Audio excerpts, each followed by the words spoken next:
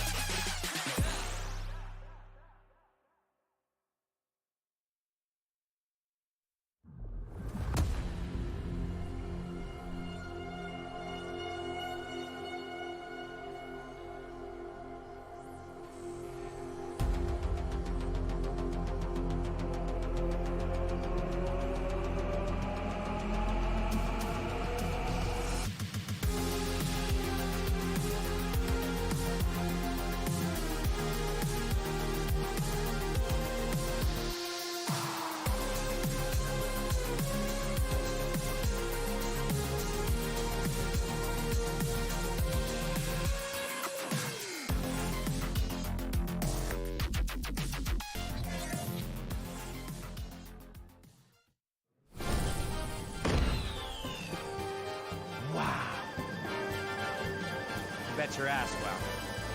We got it? Got it. All right, let's get to work.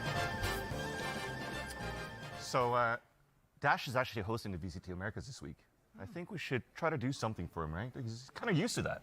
Yeah, I mean, I remember my first day, looking at his face there. I mean, it reminds me, I was so nervous at the beginning. I think it'd be a good gesture of goodwill. I suppose. When is he supposed to be here anyway? I mean, I think he's in makeup, so should be out any minute, no? Oh. What's up, guys? How's it going? That's fun. Hey, what's up, guy? Welcome. Okay, not at me, not at me. Okay, Here, all right. pull mine.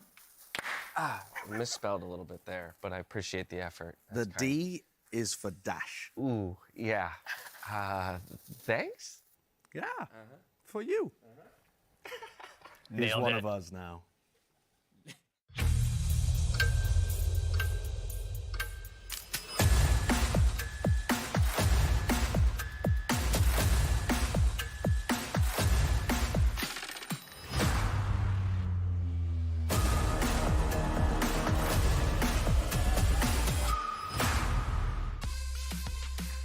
Well, I couldn't be happier to be one of us now. And sure, the sun is shining bright on this beautiful Saturday, but you can go ahead and touch grass another time because this is the place to be. Hello and welcome to week 3 of VCT Americas, coming to you live from the Riot Games Arena in Los Angeles, California. I am Dash. Joining me on the desk to kick off 3 straight days of competition on LAN in front of a live crowd, it's Vansili and Athena.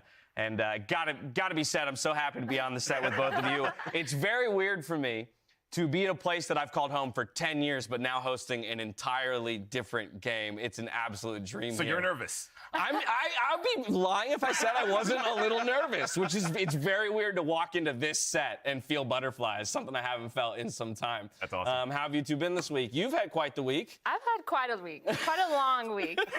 Tournament week. It's been great. It's been fun. It's been stressful. We'll get into some of that. Yeah. We'll get into some of that. We have to talk about Athena's week. She's been here fresh off an impressive showing at Game Changers. Now, despite staggering setbacks, Athena and her team. Hey guys, what is up? My name is HALANT and welcome back to my channel today. How are you guys? We're going to do a watch party of 100 Thieves versus Cloud9 and NRG versus MIBR. So, who are you supporting, guys? Manish, hello. Hello, Manish. Welcome to the stream. How are you, bro? I'm good. Hello, hey, bro. Who are you supporting, HALANT fanboy? Bro, I'm supporting... I want Cloud9 to win. I really want Cloud9 to win. I don't know why. I like Cloud9. I really like Cloud9. And NRG versus MIBR, I want NRG. I like NRG. I don't really prefer any of those. कोई भी चलेगा यार, for me, to be honest.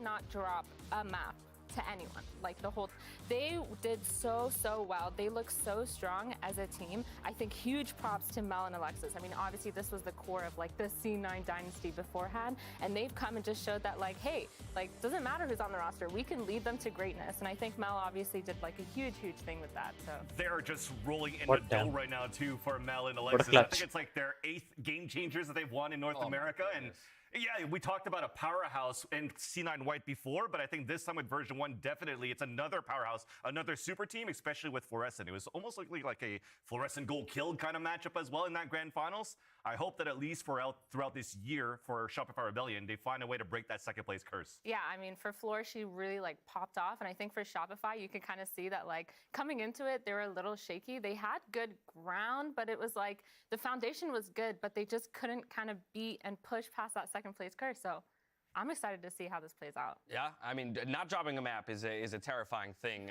in any esport, let alone Valorant, to say the least. But heading into week 3, let's go ahead and check in on our current standings here in VCT America, see where we stand. Now, today's matchups, they're going to shake things up because most of the league here stands at 1-1. Of course, first up, we have 100 Thieves versus Cloud9, and later on, we'll have NRG versus MIBR. But, I mean, this whole week, I think, is so interesting because we're finally going to start to see some separation and some definition in the standings, right, Vance? Definitely a great opportunity for these teams to start stepping out at the same time. I mean, they all had shaky starts, which is why we currently see them at 1-1, but the C9 and 100 Thieves, I don't think it's going to be as one-sided as we think it's going to be. I think that's going to be a great opportunity for C9 to prove themselves going into this game and going into the series. And Athena, I'm kind of curious your perspective at like this point in a season or in a split. Like, when do you start feeling the pressure as a player? Obviously, you want wins anytime you can get them, but when it comes to starting to move up the standings, you look at those 0-2 teams or the 1-1 teams trying to separate themselves. When do you really start to feel like you got to turn it on and find your peak form? Yeah, I mean, coming into week 3, it's definitely like kind of a strong point to feel like, okay, we need to shift the momentum for us right now. Like coming in, you have the first week, like roster changes, you have new dynamic, you kind of have maybe honeymoon periods, you're not really 100% sure like where it's going to go. But then by week 3, you're like, okay, we have our foundations down, we have our mechanics down, we know who's going to be IGLing, we know who's going to be mid-rounding, we know who's going to be supporting. Running out of excuses, right? You're running out of excuses if you can't get the dub, yeah. So at that point, you're just kind of like, well, we really need to start putting it into action. And so right now, it's definitely kind of where the tides are going to turn for, okay, can we actually perform the way that we are expected to? All right, so pressure's on here in week 3. Don't forget, next week is Super Week as well, so we'll have 5 days of play. Now, during the kickoff of VCT Americas, though, we did a power ranking of all 10 teams, and I think it's time for an update. Let's see where things stand as we send it over to Doug and Sideshow for a refresh. Power rankings, let's see. Thank you so much, Tash. Yeah, Josh, as Dash was just saying, this happened a couple weeks ago. Yeah. And I know that Brendan and Josh worked so hard. They combined their brain cells together. Brendan, Mimi, I've got more brain cells than Mimi. Don't be putting me in that group.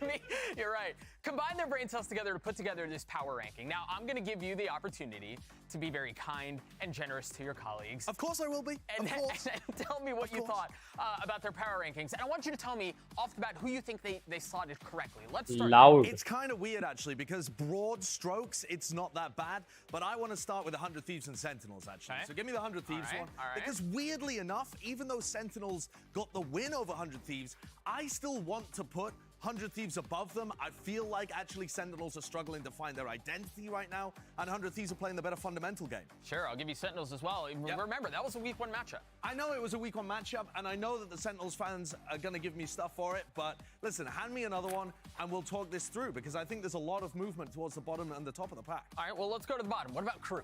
Okay, Crew. I think they're fairly reasonably placed, actually, down there in the 9th spot, but they're playing a lot better than we expected, or at least Brennan Mimi expected, in my opinion. Sure. And there's other teams that have slipped down. Sure. And what about towards the top? We're going to jump around everywhere. Talk to me about Leviathan.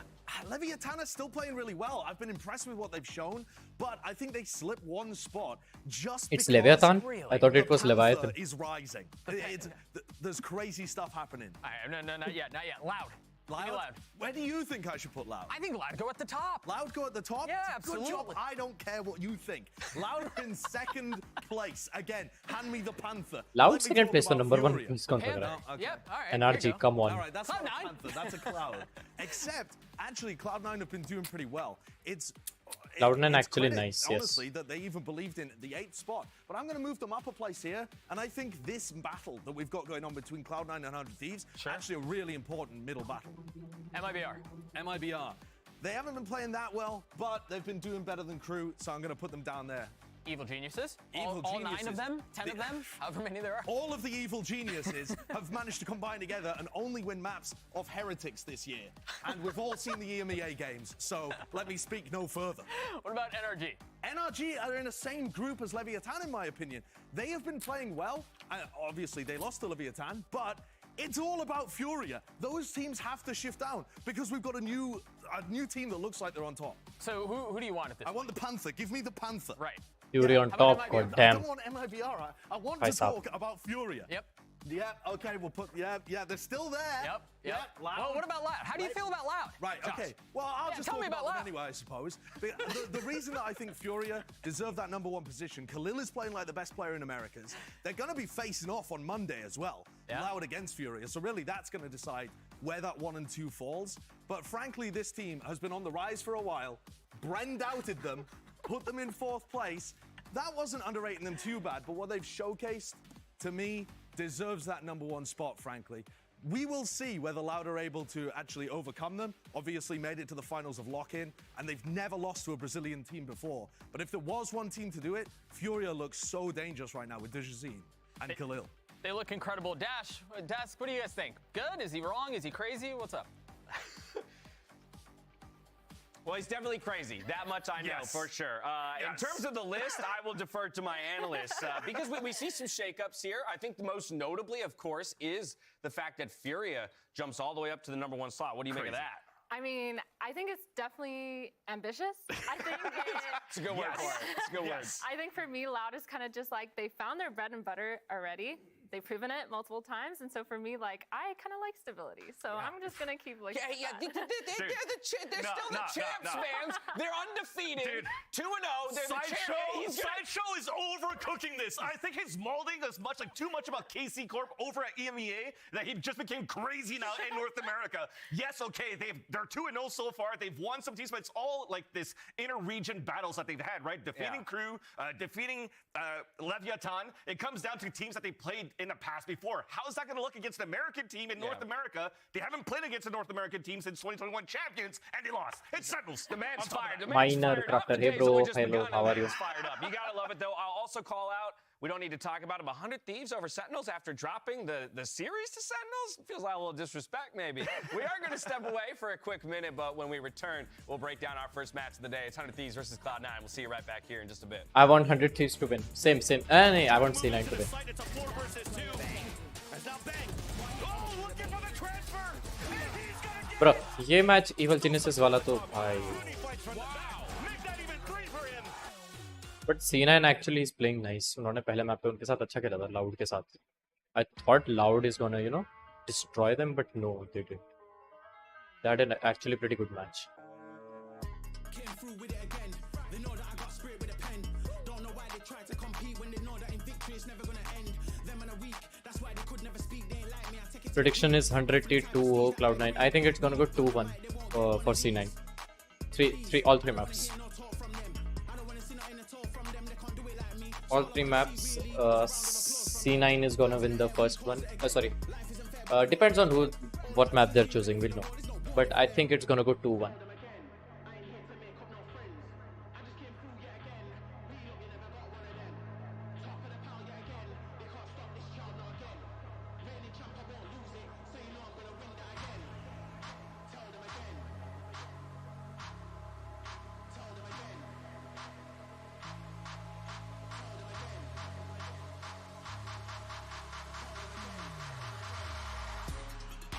Told them again. I ain't here to make up no friends.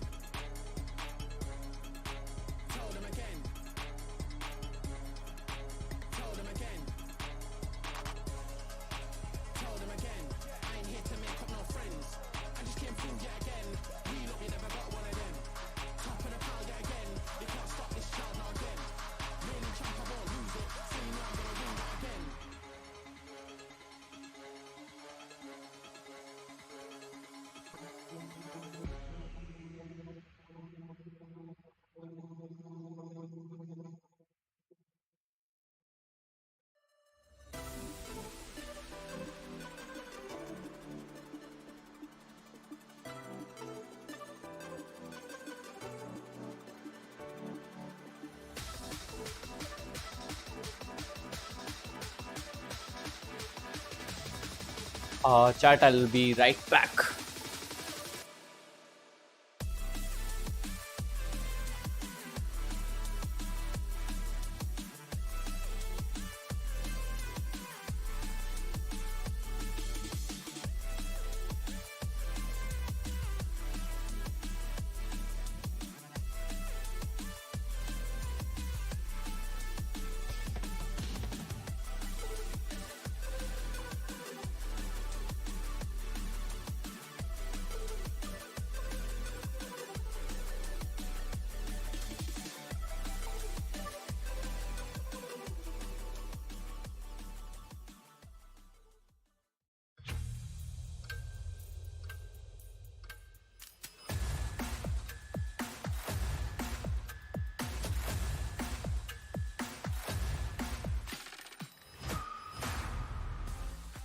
What's up, everybody, and welcome back to VCT Americas. We're kicking off week 3 with two of NA's finest going head-to-head. It's 100 Thieves versus Cloud9. First, though, let's talk about 100 Thieves, who bounced back after a disappointing week 1 and took 2 straight maps off of Evil Geniuses. Is this team on the upswing? Can we call it that? I'd like to think so. I would like to think so. That was an exasperated yes, though. So let's work through that. Let's talk about that. Yeah, because I got to say, they did win last week. It looked like a great win, but it was still against, unfortunately, EG. But then on the other end, EG didn't play too bad of a game, too bad of a series against 100 Thieves, putting up a very good first map on Haven, trying to figure out like the gaps between the matches that they had versus 100 Thieves, and actually played like a pulse plan pretty decently. So 100 Thieves, for me, I think that they still need some time here. Yeah, I think 100 Thieves also has Bang. And Bang came out with a bang and showed us who he is and how he plays. I mean, he literally looked unstoppable. Like, everything about him, his mechanics, his aim, his game sense, his map awareness, everything about him was just on fire. And I think that if he keeps that up, he will kind of replace the kind of star role that Cryo is kind of holding for a long time. So I think, like, it's really, really interesting. If every single person on this team performs the way that they have been performing, like the star players that they are, then... Yeah, and I love this, because let's continue this conversation around Bang Van Silly, because we can always go back to individuals, right? And we can talk about how individuals are top performers. And I think that when you see Bang pop off in the way he does, in some ways it almost exacerbates the question of, like, so then why aren't they necessarily at the top of the table when you got dudes popping off like this? But that's the thing, and you need those players to be kind of like consistent if you want those pop-off moments, and it doesn't happen every single time for a team like 100 Thieves, because you're counting on players like Cryocells when he's playing a jet to try to move forward. But again, when you're looking tactically of how it worked between 100 Thieves and EG, the game plan, it was still sound there for EG, but it's just Bang is able to win a 4 versus 1, break the momentum of EG. But if it comes down to, like, okay, how are they working the attack? How are they working the defense for EG? They still put up a good fight in that, and there was still struggles in those moments. Well, let me come right back at you then, because let's identify maybe a second player शुरू नहीं हो रहा क्या ये match अभी तक? who we want to see step up, has stepped up at moments, maybe still a little bit of inconsistency. I'm looking at Cryo. Yeah.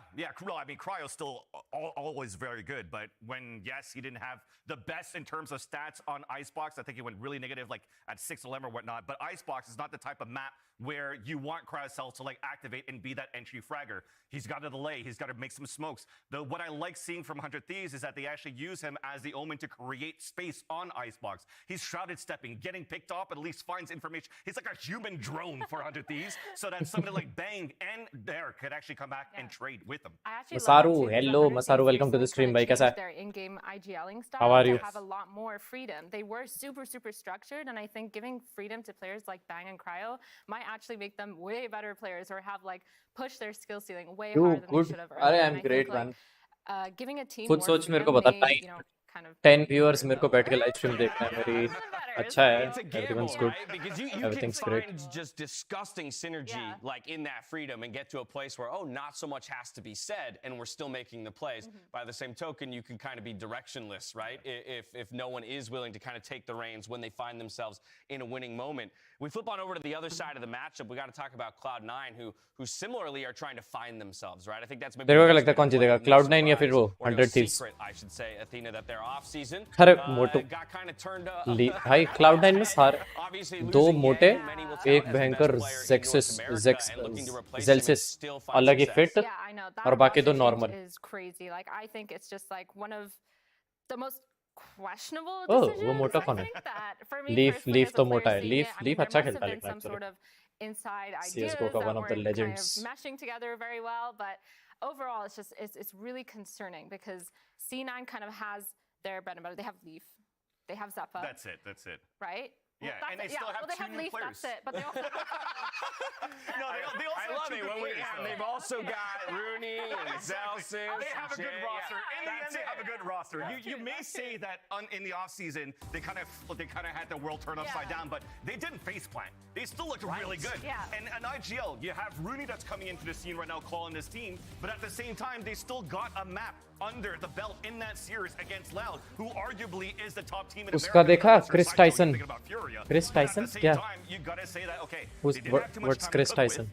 and they're still able to put maps against some teams. They're able to find a good structure behind. And on top of What? that, Jake and also Rooney are putting up great performances in the fragging department too. So it's not वो a mister bad बीच का looking friend. roster right now. हाँ. What वो तो वो पूरा वो बन गया बाइसेक्सुअल.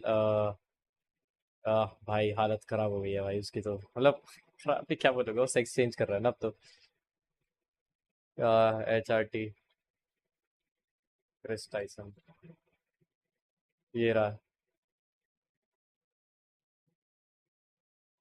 भाई का बच्चा भी हो गया, बीवी भी गुस्सा है, डिवोर्स हो गया बच्चे के साथ, और सेक्स चेंज करा रहा अपना. वो ही वही. अच्छा तो मैं दिख नहीं रहा, रुक जाओ, ये चैट रुक जाओ. दिखाता हूँ भाई, अलग ही है भाई उसकी स्टोरी. मैंने देखी, वो यूट्यूब चैनल पे आती है ना. क्या नाम है उसका? मेरा Chris the meme God.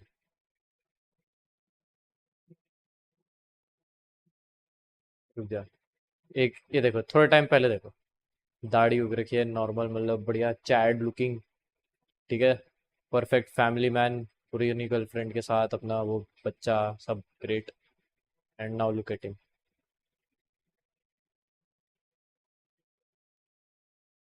And now look at this. He's still a great father, I guess. There's no problem in it. He's still a great dude. But ये देखा ना, I can't. I don't know. I just remember him as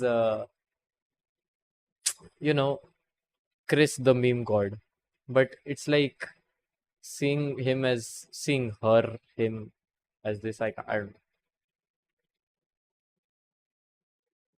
crop top पहन के वो जो घूमता है, वो I can't because for me a boy wearing a crop top is like and when I just see him, उसकी शक्ल देख के मेरे को वो लड़का याद आता है. Not any hate for him changing his sex and all, whatever he's comfortable in, but like personally I just I can't.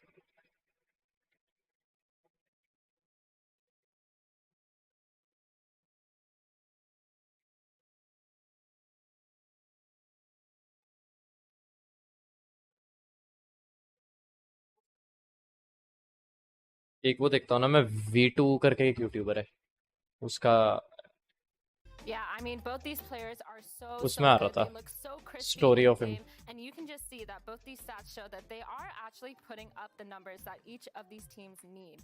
So obviously, Bang, I think for me, has just had that insane awareness playing for his team, and he really, really proved himself as a player more than just a fragger. Yeah. And I think that that's something that I think Jake kind of brings, but also, in my opinion, I think Bang just kind of like really proved it to us, and I'm really hyping him up. So To be honest, मेरे को watch parties अच्छी लगती हैं, but the problem is कि like मेरे को ना क्या कहते हैं, रूम जो है थोड़ा अंधेरे वाला पसंद है, और जब मैं स्ट्रीम कर रहा हूँ तो मेरे को लाइट ऑन रखनी पड़ती है. If you know what I mean. I like a little bit of a darker वो. But क्या बोले?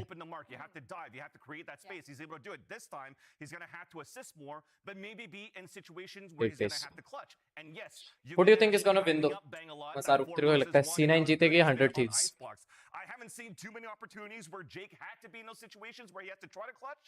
So I'm hoping that I get to see that opportunity for today. And if he pops off, then that's another discussion to later on to say how even these two players could be. Now, moving away from rosters and one-on-one matchups and things like that, Cloud9, they do have one little ace up their sleeve, and that has been their eco round performance so far in the league. इसमें आपको interest नहीं रहा You lol know, you're always happy to get one.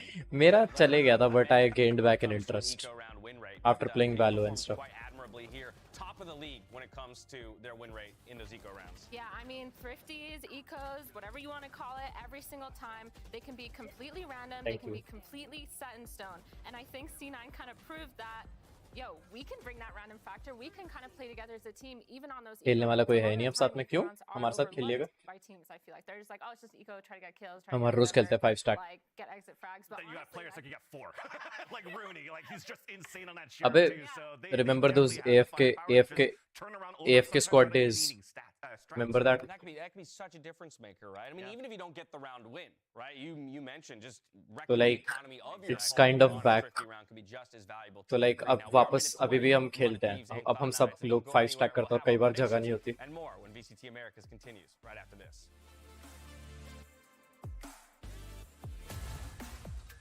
आ जाए अगर time डिफ होता है कौन से टाइम पे खेलता है तो हम दिन में भी खेलते हैं दिन में 2-3 बजे सुबह भी खेल लेता है जिस दिन छुट्टी होती है कॉलेज की और रात को तो खेलता ही है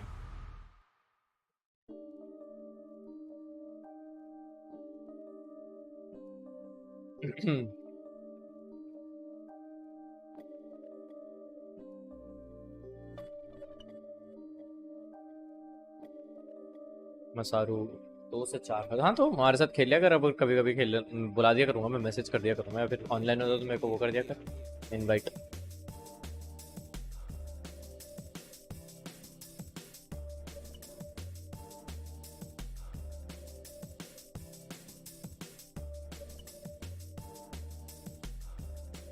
अरे भाई माइनर क्राफ्टर हेलो मसारू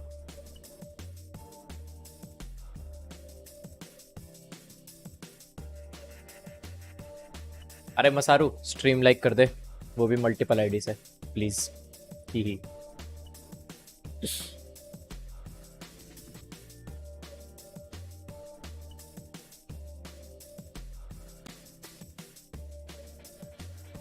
कर दिया रुक दूसरे आईडी से करता हूँ हेलो मेजर क्राफ्टर उसका नाम माइनर क्राफ्टर है मेजर नहीं माइनर माइनर की स्पेलिंग भी उसने क्या लिख रखी है माइनर जो मतलब कि छोटे बच्चों वाला माइनर होता है जबकि है साला 12th में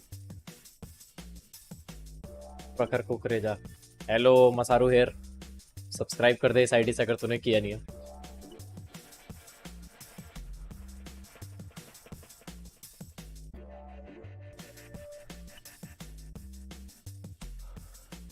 already did I knew it I knew you were a nice guy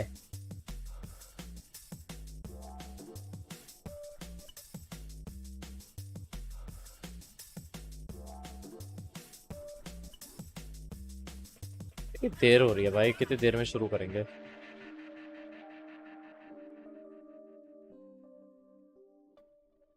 stream finally start हो गए इसमें भी साला पहले कमेंट्री मारेंगे फिर शुरू होगा हर बार कम से कम 10-15 साल लगाते वाले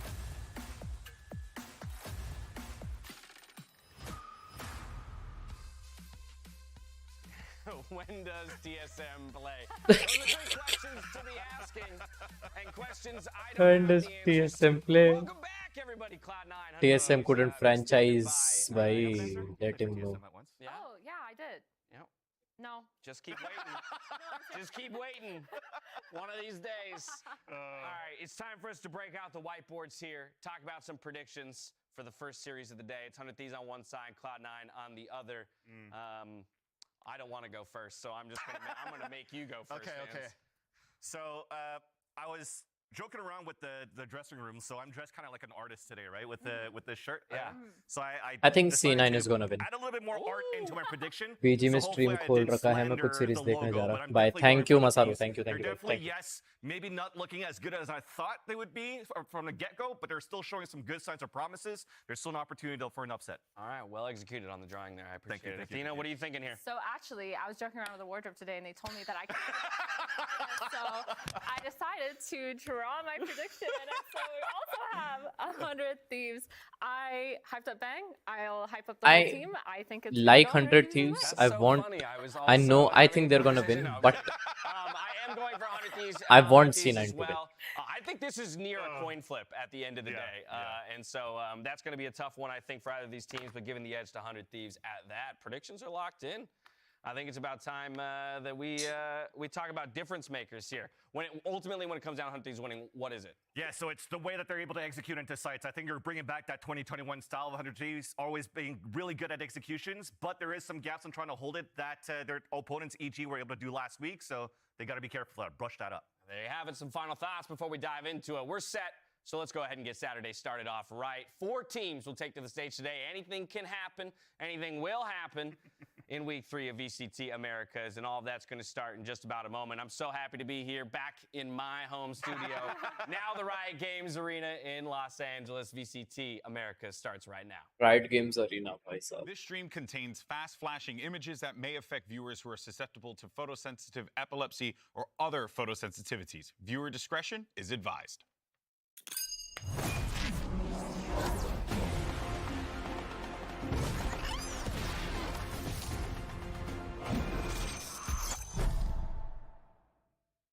At one point, Valorant is gonna become bigger than CS:GO now. It is. You could debate whether it is bigger right now or not. You could. Which game has more WoW? Which game has more? What do you say? Viewers. Valorant 212K, CS:GO. So I don't know. I'm just saying you could debate on it. No, he doesn't. Esse homem fez escala bem, faz duplo abate, vamos Fogão! 500 spent. 400 और करता है. On C9, I want C9 to win.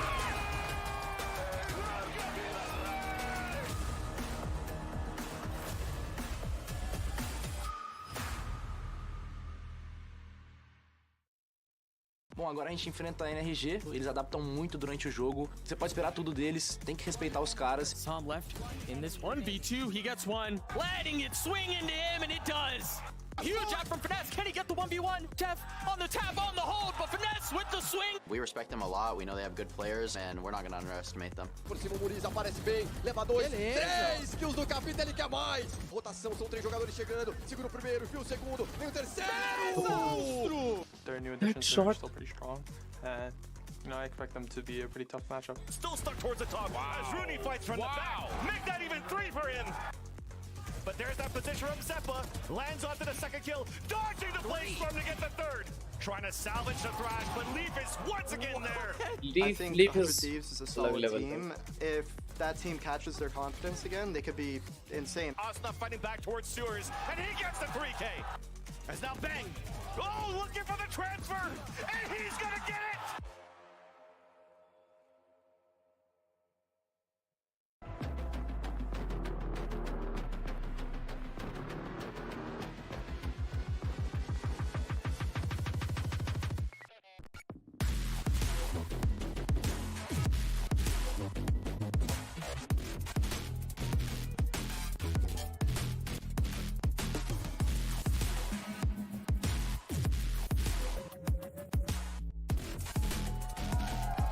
Leaf and Asuna.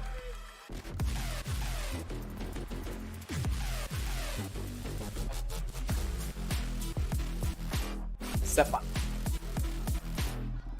Try.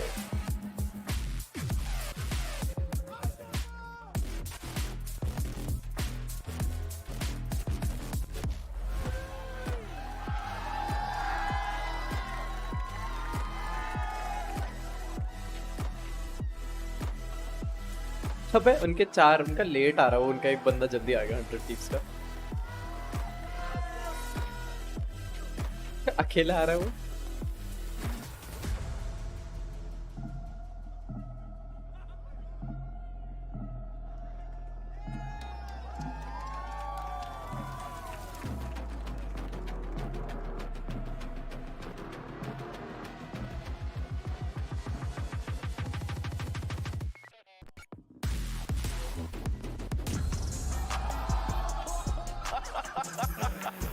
I love it. He did the snail. Why is half He of did the Sinex snail. over it?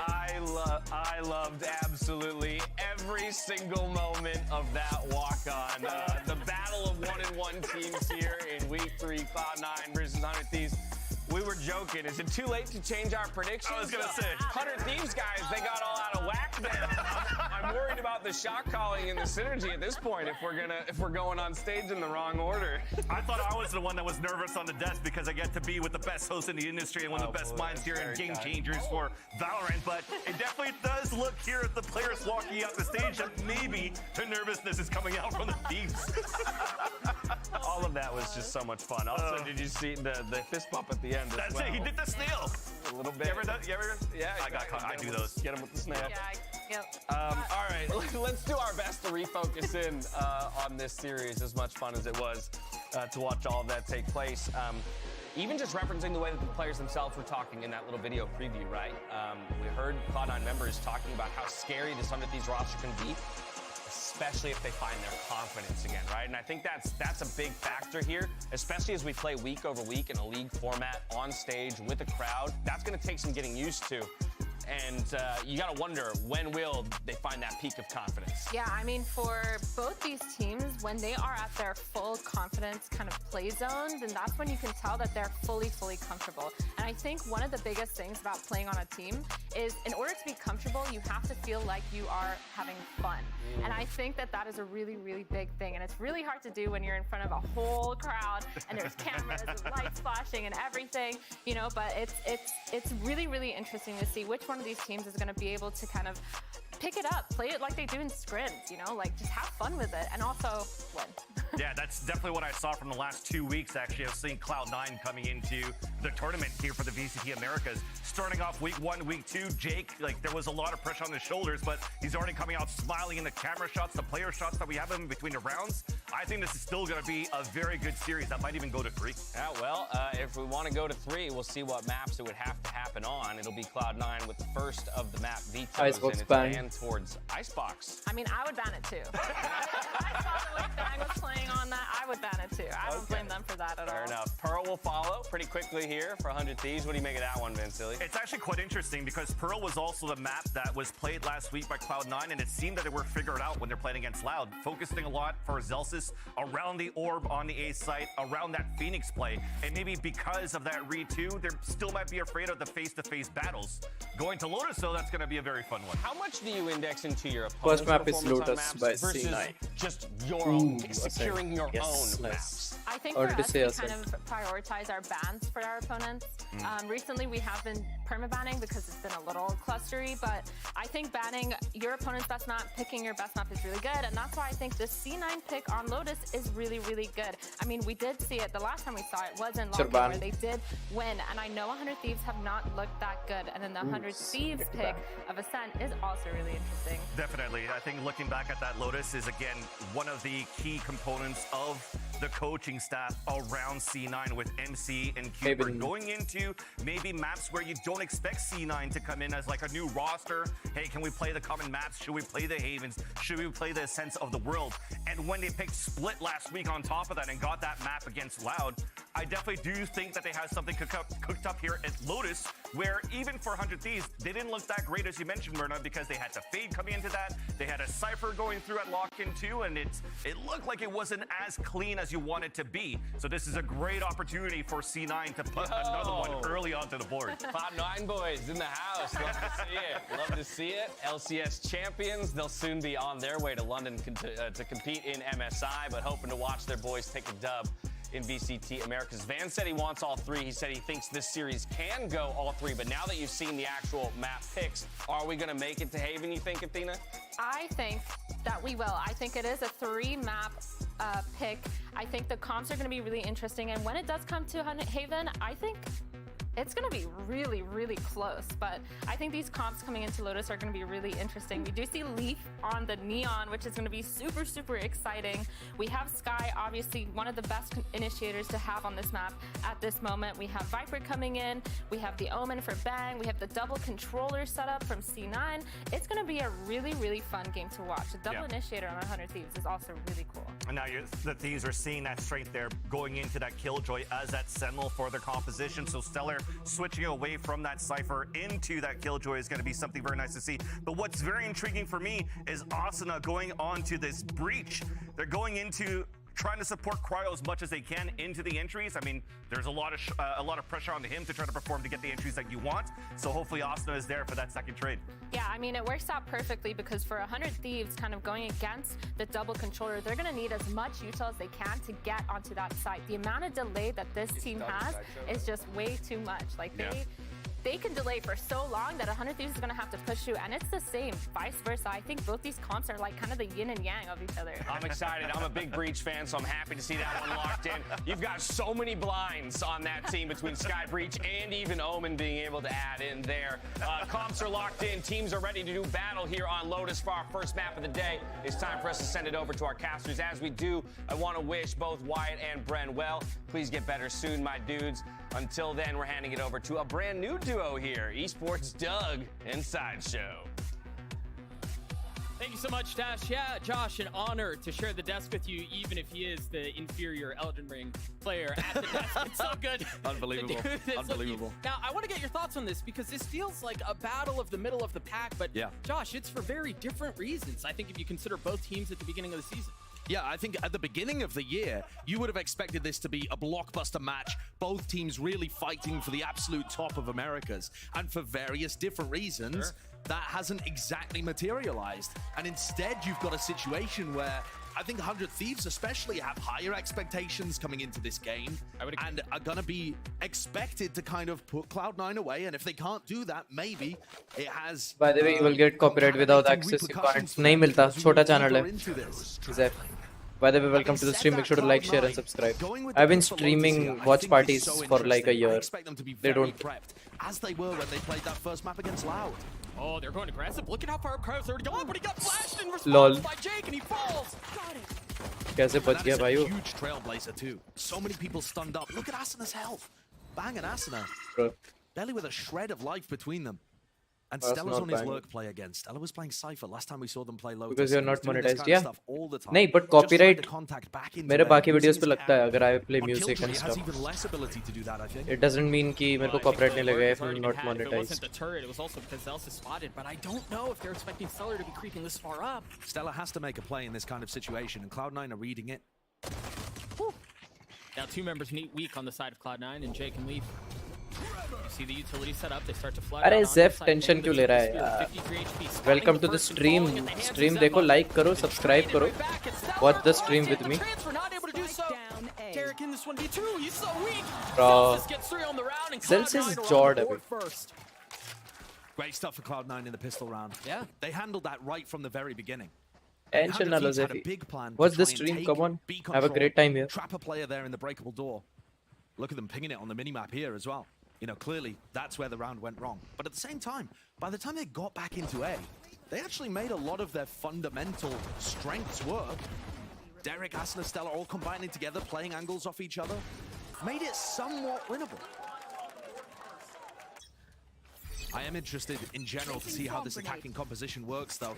For 100 Thieves, we've seen the meta for this map really heavily trend towards double smokes. And they have abandoned that. 0 and 2 during lock-in, playing the solo Astra. Now here Bang swaps over to Omen, but it's not a significant shift. And we also saw NRG fall flat on their face trying to run the double flash comp. It's not exactly the same, but double initiator hasn't really been working. There's definitely some similarities there. You see this crossfire set up and the entry to B. And I think they know that Leaf is there as well, so yeah, he's gonna have to tuck tail and get away. I think for 100 Thieves too, this will be giving flashbacks to that first round of lock-in where they played against Footballist, and the Neon Comp was on the other side there, delivering them a pretty hefty upset loss in that first map. But one they battled back through. I don't know anyone expected that. No, certainly not. I mean, did anyone expect Cloud9 to be this competent, honestly, with those 2 roster changes that they've made too? Also I think good point. Valorant is full of surprises, and this team is definitely delivering them. 100 Thieves so slow in this round, though. Only classics, no serious danger. Yeah, I think they're waiting for Asuna's fault line to come back up, which it just did, and there it is. Drop Jake playing inside the smoke to try to deal some damage, and that flash is gorgeous, man. Nobody could see a thing. And I would expect 100 Thieves slow pace to continue, even once they get the rifles on board. With only one smokes player, it's quite difficult. एक बंदे के पास भी होगी क्या? Yeah, sure. Especially a 3-site map. Yeah. You see the best teams in the world on this often take C control early. They'll push a player up B, reclear Problem A क्या है about कि the 100 mid-bar. Thieves ने double smoke नहीं लिया. At that point, the attackers have full control of the map. It's a very attack-sided map in general too. But let's see. Here now with 100 Thieves, rifles on board, and a 3-player stack for the defenders looking to fight over Mound. सारे agent के You लिए wonder if right they're now. expecting some aggression there, if they're trying to fight for an orb. No one really close, so they just want the space.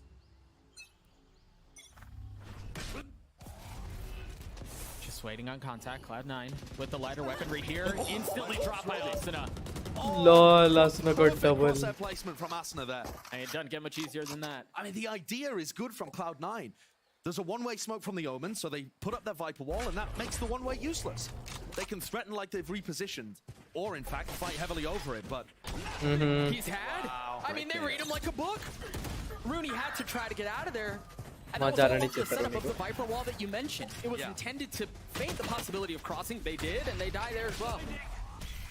I think in other rounds, you're going to see 100 Thieves still have to put a lot of pressure in that area, despite the fact that Cloud9 are probably not going to play that heavily, but it's a very simple round. 20 bonus, taken by 100 Thieves. I mean, right from the off, Asuna controls it, and he's got his Rolling Thunder online too. Round 4, by the way.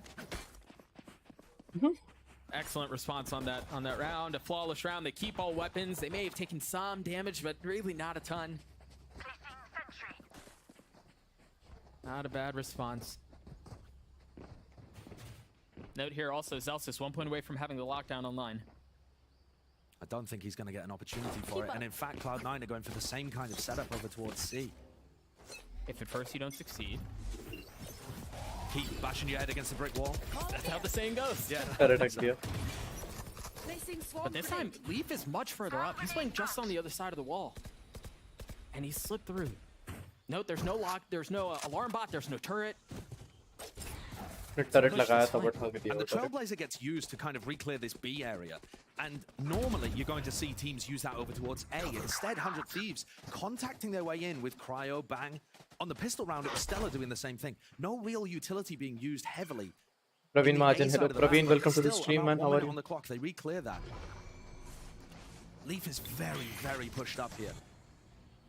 Leaf को pick मिल सकते हैं बहुत ही बढ़िया. Now Stella just on the other side. The shots are clean from Leaf, and that's an opener for Cloud9. Nice. Hello, Praveen नहीं. Athar. Hello, Athar. कैसा है? Thunder to deal with, but other than that, Cloud9 should be set up. Look at Jake in a position to make a huge play, and that's a spike. Down A. Well out of reach of the remaining members of 100 Thieves as Jake gets a second. The is teed up and dropped. Jake the guy continues to answer the call for Cloud9. It's so impressive what these players have been able to accomplish. They fit into the team beautifully. I mean, Rooney and Jake, massive credit to them, and MCE for, you know, knowing where to look. Finding these talents.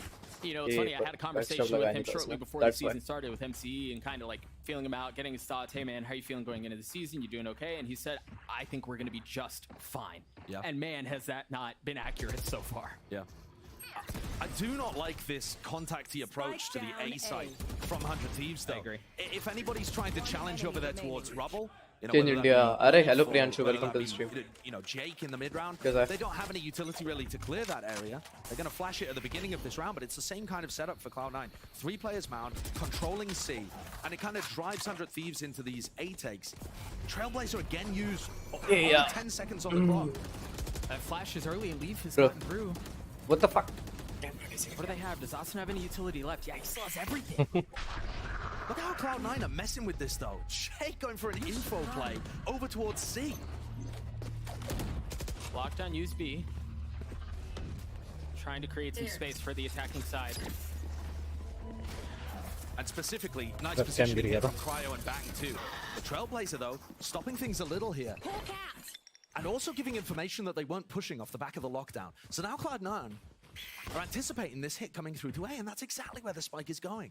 The reads are beautiful. At what point is Asuna going to decide to use the Rolling Thunder? Here. He has a lot of tools at his disposal. So has the fault line as well. And there's the Rolling Thunder. Going to pave the way. Is it going to hit anyone? No, I believe that hit missed the 2 members up in heaven as well. And this, what a position for Leaf to be playing. He's going to play spoiler. That's the spike once again. Lol. No man's land. They have to get through it, and then they have to clear a tree if they want to get the spike back. Alt कर दिया Kejin ऊपर से. Nice. Then they have the lockdown. They're going to have to navigate too. This just spells C9 disaster round. for 100 Thieves. बेहतरीन. I mean, look at Bang's POV there, and you can sense the chaos and the frustration. He's been left in a position, surrounded, ambushed. बेहतरीन एक pick भी Running नहीं a निकाल double पा. flash composition that has fault line, aftershock, all the flashes in the world, Trailblazer. They just aren't being able to secure these positions on A. They didn't use any utility to try and flush out Leaf. Rodent, sup Rodent, welcome to the stream. Despite getting into the site. C9 is currently playing very well, very well. मेरे को बहुत अच्छा लग रहा है. I like You know, C9. the crazy thing too is C9 and Sentinels underrated. C9 for sure underrated. Sure. On A main, so imagine another round where Cloud9 calls something different and they decide to play up aggressively on A while 100 Thieves are trying to contact their way through. Yeah, it could be another disastrous round. It could be dangerous for 100 Thieves, yeah. Timeout लेना पड़ेगा बेचारे 100 Thieves को. Early timeout called. Yeah, and I think this one in the right place. Listen, when you look at the series overall, I don't think it's unreasonable to favor 100 Thieves here. As we move later towards Ascent and towards Haven, I mean, those are maps where certainly we've seen some stumbles from Cloud9 and 100 Thieves maybe looking a bit more comfortable there. Sure. But this first map is giving me serious flashbacks to how well drilled Cloud9 looked in that game against Loud. When they come out straight, instantly, well, in that instance, to a 7-0 lead. This, though, looks like it could be as dominant despite 100 Thieves grabbing one in the middle. They just look like they're in control. They've put some serious time and thought into what to do on Lotus, adapting their composition, changing away from the chamber where Ye was at his most superb, right, and instead pushing Leaf onto, the star duelist role. And Zels is where he's comfortable, playing a very meta comp. What do 100 Thieves do out of this one? They used the Rolling Thunder, in the previous round. Asuna doesn't have that here. I think you fight C. 100 Thieves got their best opportunity of winning a round, and in fact did very easily when Asuna was spraying into C. But not just that, Doug. You can flash through this smoke and try and clear it out with the guiding lights. They've got all the tools that they need to be able to take C control early. Slightly different here from Cloud9. Only two going into bound. They clear out the turret that's intended to cover the flank, and then they rotate back. This is going to end up being a full retake, I think, for Cloud9. You just look at their positioning. They were playing aggressive early for C and B control. They're going to be here ready. They can either flood in when the plant gets tapped, or they can wait to do something big and set, and Zels' position has not been cleared. No, and he's been so patient too, not making a peep. You've got Leaf with ult. Do they choose to use it? 3 members, 2 in tree, and then what just on the other side at half wall? Cryo not able to find the first. Can Asuna do something different?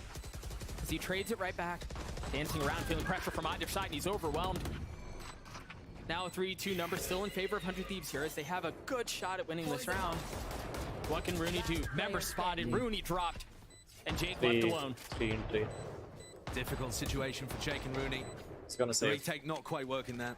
100 Thieves able to hold on. Nice round. Well, let me ask you this, because we've seen a very similar flavor out from 100 Thieves so far, but this one worked. What was different? The difference being that they managed to get into good post-plant positions. I mean... बच गया भाई. दरवाजे में सही time पे नहीं निकला. All good, don't worry. All good. That was actually planned. Calculated. Yeah, that was calculated. No, I think the big difference there being the Cloud9 were playing aggressive towards C and B, right? They weren't A. They were able to get an easy entry in, and then their players were playing very heavy post plants around tree, and there were no players there to disrupt the side coming through in the first place. There's no flank, there's no pressure from spawn. Exactly. The difference here from Cloud9, we talked about this a few rounds ago. This time 3, intending to pressure A. Let's go. We'll see how 100 Thieves handle this, as it seems like they aren't really interested in going that way at all. Very difficult to challenge that early stun that Leaf's going to throw out there, but instantly going for a rotate. They leave Jake at A. While everything, I mean, your Killjoy utility from Zelsis, you've got 3 members playing over at Waterfall 2. So they're hoping to try and crunch players on C right now. Look at this flash going in, clearing areas, Cryo opening the door. Getting set up for some C control just through the door there would be a nice play had Cloud9 been playing aggressively in that area. But the defensive setups have been mixed up. I think this was also intended to be exploratory from 100 Thieves. Apply a little bit of pressure, get Derek in a spot where he can get his ult, and then use it. Now Seeker's invested. This feels like an A hit too, and look where the spike is. Complete other direction. But Zelsis is holding on. and he's going to be asked to do a lot. Yeah, do they bite? Do they bite on the fake? As they invest the secrets of their own. And it is going to tag a couple of members, so there is a false sense of information here of confidence that the hit is A. At the same time, though, alarm bot triggered over on C, and Zelsis now, his watchful eyes poking towards that choke. And the Trailblazer clears out B as well. They're pretty confident this isn't going to be a pivot. It's going to end C. Here come Leaf, here comes Zephyr, the cavalry is coming. The triple pump fake is taking place. Cry, the only one with fall. You can't imagine he uses it here. Zelsis Oh, is able to spam nice. through the utility, through the smoke, to another kill. And it's clean from Cloud9. बेहतरीन cloud C9 ने What a shutdown. Fake नहीं, उन्होंने 100 Thieves ने fake बिल्कुल भी वो नहीं लिया. I mean, they just have a ton of map control.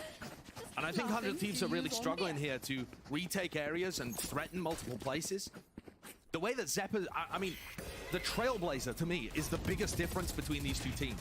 Which might seem like a small thing to pick up on, but Derek is playing it right at the beginning of the rounds, flushing out anywhere that Cloud9 could be playing aggressively off the rip. Whereas instead, Zephyr's using it to re-clear places and get them information when there's like a minute or less on the clock, and that helps inform their rotates. And so 100 Thieves, in some sense, are having to burn that really important piece of util because they're worried about how aggressive Cloud9 could be. And that's one of the advantages of playing the Neon. Sometimes the threat is worse than the action. Interesting the way the pathing worked out. The setup is there for Cryo. He's able to get an opener in a second, too. Nice, this is very Cryo. reminiscent to the opening round. They wanted to set Cryo up to make a play. This time he does. But they've still been denied their access to the B site. And so, Rooney getting pressured here, jumping classics all over. Two heads spotted. The third, no idea. Sucker punching him down into the next Eco round. निकाल दिया उन्होंने. And there's where a measure of confidence can be very beneficial. Overwhelming. He doesn't ult here, right? Surely not. I don't think it would help him. 3 members. Wait. Setup. He doesn't even check. Oh dear. Oh no. What was that? 1v3 here. Jake falls. Wow. Eco, Wow, 100 Thieves, uncomfortable. 50. But an unexpected Huh? eco round for 100 Thieves to be able to pull out. Yeah. Cryo finally having a moment where he's able to really flex his muscles on Jet. That's what they were trying to do on the pistol, absolutely. Like you said, Doug. Set Cryo up for one of those aggressive plays. But they've really struggled to get a read on where that vulnerable spot is. And I think they found a nice avenue there, being able to get into that BC connector. There's often going to be a rotate player there. There's often going to be a killjoy that can't really look after themselves if they're getting overwhelmed with flashes and stuns. But I don't really see anywhere else on the map where they're going to be able to make a play like that work. I do think, though, if you're 100 Thieves, like you continue to trust Cryo, right? Like you continue to try to set him up, and maybe you're poking and prodding to try to find where he can find some success, but you continue to put the ball in his hand, surely.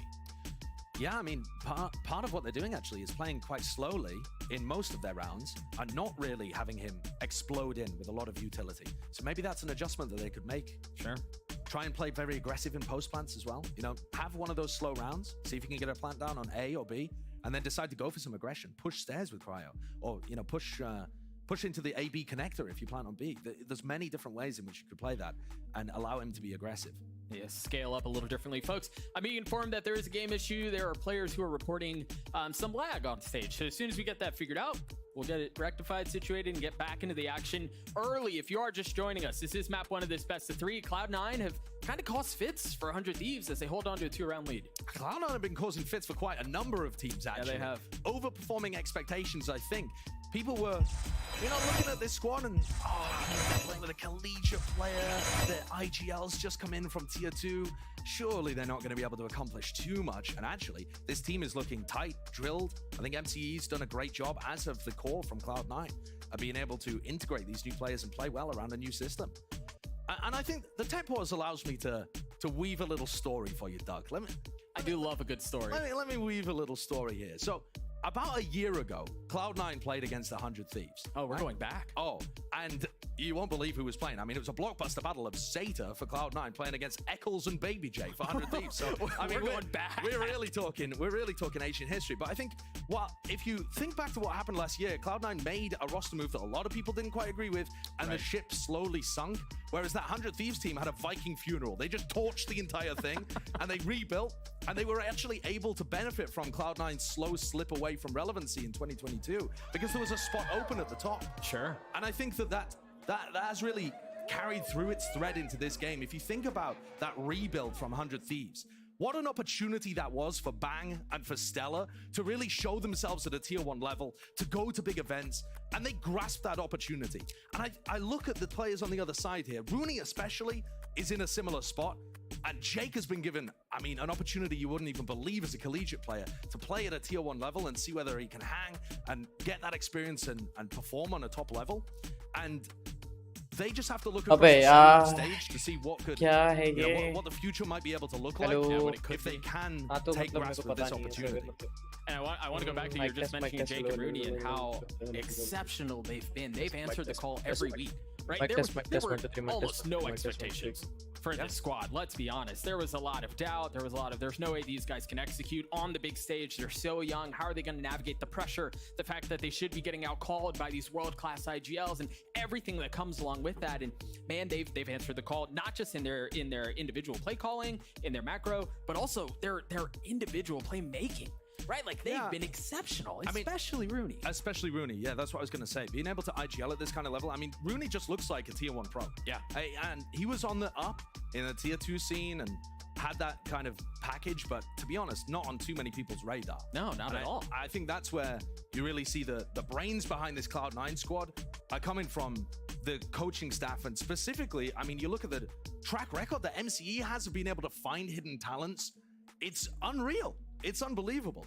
His scouting experience is fantastic. And yet, in the coaching head-to-head that we've got here of MCE versus Mike's has beaten the last 3 times. 3 times. 3 times. 100 Thieves been able to get the better end over the guard back when MCE was with that team.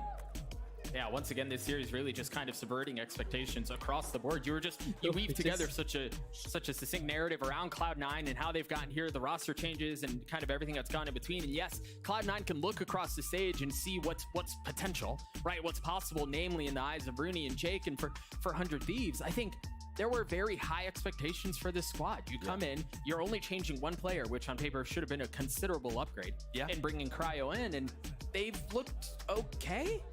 I mean, actually, Hiko was on that team a year ago, so you can watch the VODs if you like. You'll find Hiko playing. But yes, I think for 100 Thieves, the expectations have definitely been adjusted in these 3 weeks. You heard Dash and Athena talking about it on the desk earlier during the pre-show, and Athena said by this point in the split, week 3, you kind of have a sense for who you are as a team. Yeah, absolutely. Of how things are going. And I think the fans for 100 Thieves have had to adjust their expectations a little bit, and probably the players have too, because it wasn't all plain sailing. They managed to get a reasonable distance at lock-in, but they weren't the explosive powerhouse team that we expected them to be, that they'd showcased in the offseason at Red Bull 2. So at this point, it's about showcasing that you can become that you can fulfill your potential. The other thing very quickly about a single round robin is that it doesn't have to be pretty, right? As long as you're walking away with the dub, that's all that matters. We're going to throw this over to our YouTube channel. Actually, on our YouTube channel, you definitely want to check out Unstoppables, a brand new documentary series that chronicles VCT Americas. And you know what? We got a little teaser. Here's a short look at the very first episode. Enjoy. No, put a tech pause, yeah. Opening day is really fun because you get to see like all the fans here in North America. People being close while you're casting is awesome. People reacting to the stuff on screen. To the players that we haven't seen, TenZ having a crowd is just really cool. So there's people who are excited to see him after, 2 years essentially. I'd heard a lot of things about TenZ, some really good, some really bad, and I couldn't put my finger on it, and I came here and I can tell why people love him. His mechanical skill, I think it is the best I've ever seen in any game I've ever played. His playstyle, I would say, is kind of chaotic at times. Like right now in practice, we're like pulling him back. Like he'll get 1 kill and then he'll be like, okay, I'm getting another. And you kind of have to rein him in a little bit. And that's what we're trying to do here. We're trying to like fine tune him. We're trying to like rein him in just slightly, just so we don't like kill his confidence or his skill, but just enough where it's more about the team. But it's not done yet. It's now 2v2 here. Blades in play for TenZ, and they're good. Can Cryo do this by himself? No, he cannot. Let's go. Look at this pistol again. If we get this pistol, we fucking win this game, all right? Yeah, let's go. The defuse comes through as Sentinels get to 4. It's funny that we're playing with 3 champs on one team. When you have guys on your team that have actually been there in the finals, there's something that you gain there with experience and confidence, and then when you step onto the stage again, you kind of have that in the back of your mind that like, I'm a champ winner, like no one can mess with me today. They don't have any main control. Cryo's already fallen too. I think that's the difference that's going to happen on the stage when we play 100 Thieves is that Tyson is sure that he can win, and Cryo's like, he's almost there, but is it fully true? Trying to find some way into this round, and Cryo's just holding. I mean, it's a 5v3. He's just holding. Kill delivered. Oh my gosh! Dude, this was a Herculean save from Sentinels. Let's go OT. Whatever happens, happens. Omen backside shot. Omen to you. Yeah. Bang actually ulted into the KCO right now. I mean, that could be it. That could be the device. It does get destroyed. Right side. Can Stellar hold it back? Nice. No. Oh my god. Good job. Unreal. I love you. I love you too. Thank you for overtime. You're good, man. You're good. I shook your hand. You're good, man. You're good. Guys, you gave us OT. No pancada here on this late lurk. You see the flash, you see the dash, but there's no clash. There's no follow-up out from 100 Thieves. Bangs is the first to fall, but he was there by himself. Tens with another. Huge out from Sentinels. It's too easy.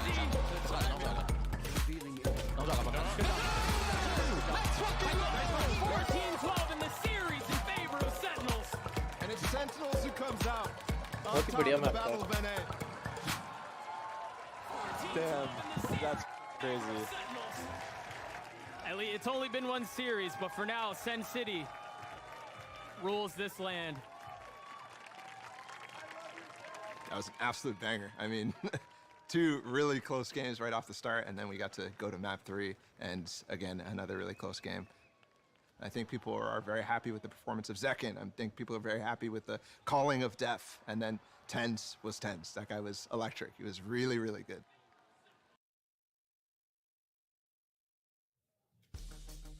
If you enjoyed the content, you want to see more, make sure you check out our YouTube at Valorant_Americas. Josh, I heckin' love tens, so any more tens, any more def, and any more ballas, that's a win. Yeah, and I mean, Nature looked like he was ready for another Viking funeral again there, didn't he? He was stopped from destroying the desk with one hand. Yeah, but that was a heartbreaker for 100 Thieves, letting that one slip away from them. And what an individual performance from Zek and from Tens. And I think that in the back of their heads, they might be concerned that this series could go a similar way, because you've still got that same level of firepower for Cloud9. Players like Leaf and Zeppa in particular can do what Second and Tens did to 100 Thieves. And on top of all of that, you know, the obvious game plan that's come in from Cloud9 on Lotus, so far working fairly well. I mean, we talk so much about Zeppa and Leaf, and for good reason, but I think another player that has to be highlighted for his ability to be so flexible in the roles that he's asked to play and his ability to deliver in those specific roles is Celsius. This time on the Killjoy, and much like we've seen a sort, the guy can play Phoenix, he can play Killjoy, the man can play everything. Yeah, he's been playing a large array of different agents, and I think, you know, all of Cloud9 really deserve the credit for making this system work. Right. Because they were put in a challenging situation with only, what was it, a couple of weeks? Before, Not much. Yeah, a couple of weeks before the Americas League kicked off. So the fact that they're competitive with these kind of teams is incredible. It looks like we're about to head back into the game, though. Finally. And so just to recap, we've seen Cloud9 with a very good defensive side so far. 100 Thieves being able to pick up a round by Asuna spamming through the smoke in round 3. Then round 6, pretty nice A take. And most recently, Cryocells going very deep on an eco with multiple flashes. This looks like a big clash over towards C again. 100 Thieves really looking to stamp their mark on that area of the map. Which is funny because this is where Cloud9 has explored previously. It was just other than that spam that you were just alluding to, that Austin found in 2K. It's really been Cloud9's land. But this time 100 Thieves, quick to go.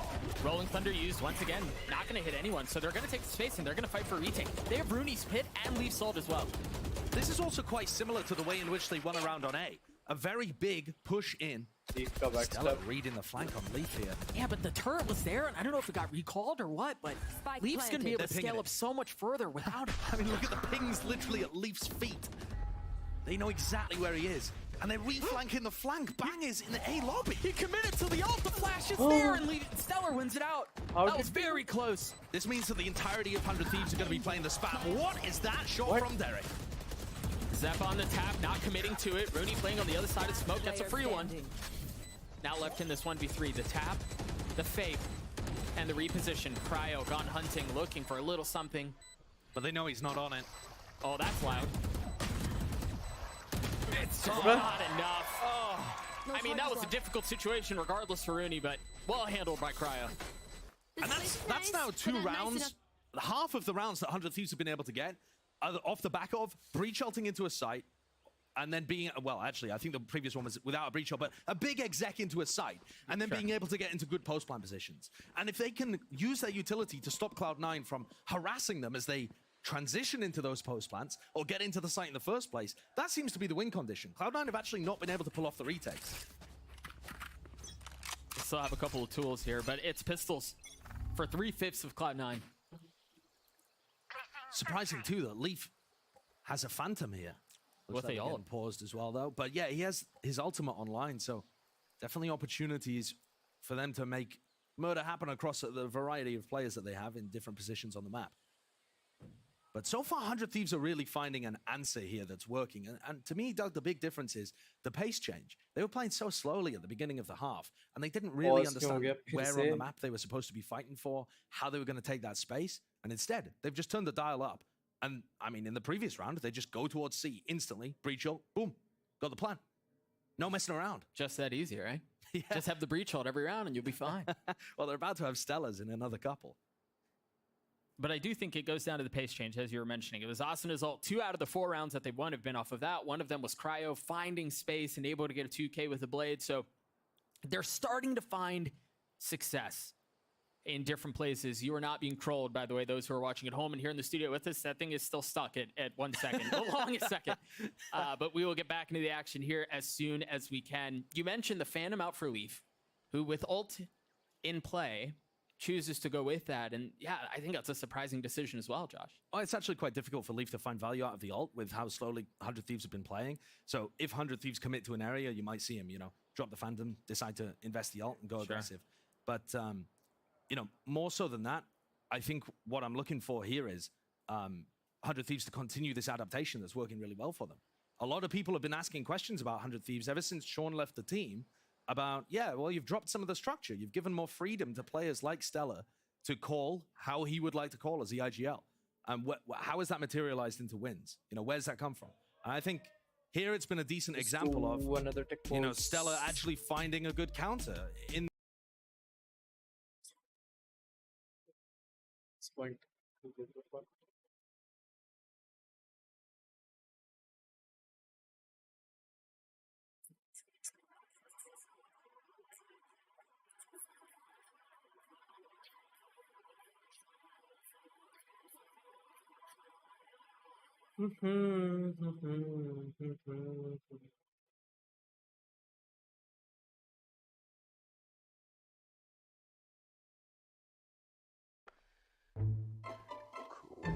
Good. Cool. Just sit right there. So, yeah, my name's Ryan. I'm 25. I'm from Maryland. And I guess, I don't know, I'm lit. I don't know. Humus. What's up, brother? What's up? Verified. Verified on Instagram.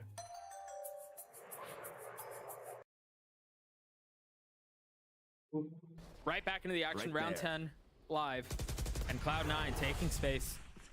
Oh, they've left Jake in a cheeky little spot, but it got pinged instantly. It did, yeah. I think, though, stream. this is one of the situations where previously we've seen 100 Thieves contact in, and I was worried about it. But Derek now actually using the Trailblazer to be able to get that one out. I think that's a great use. There are players ready to back Jake up, though.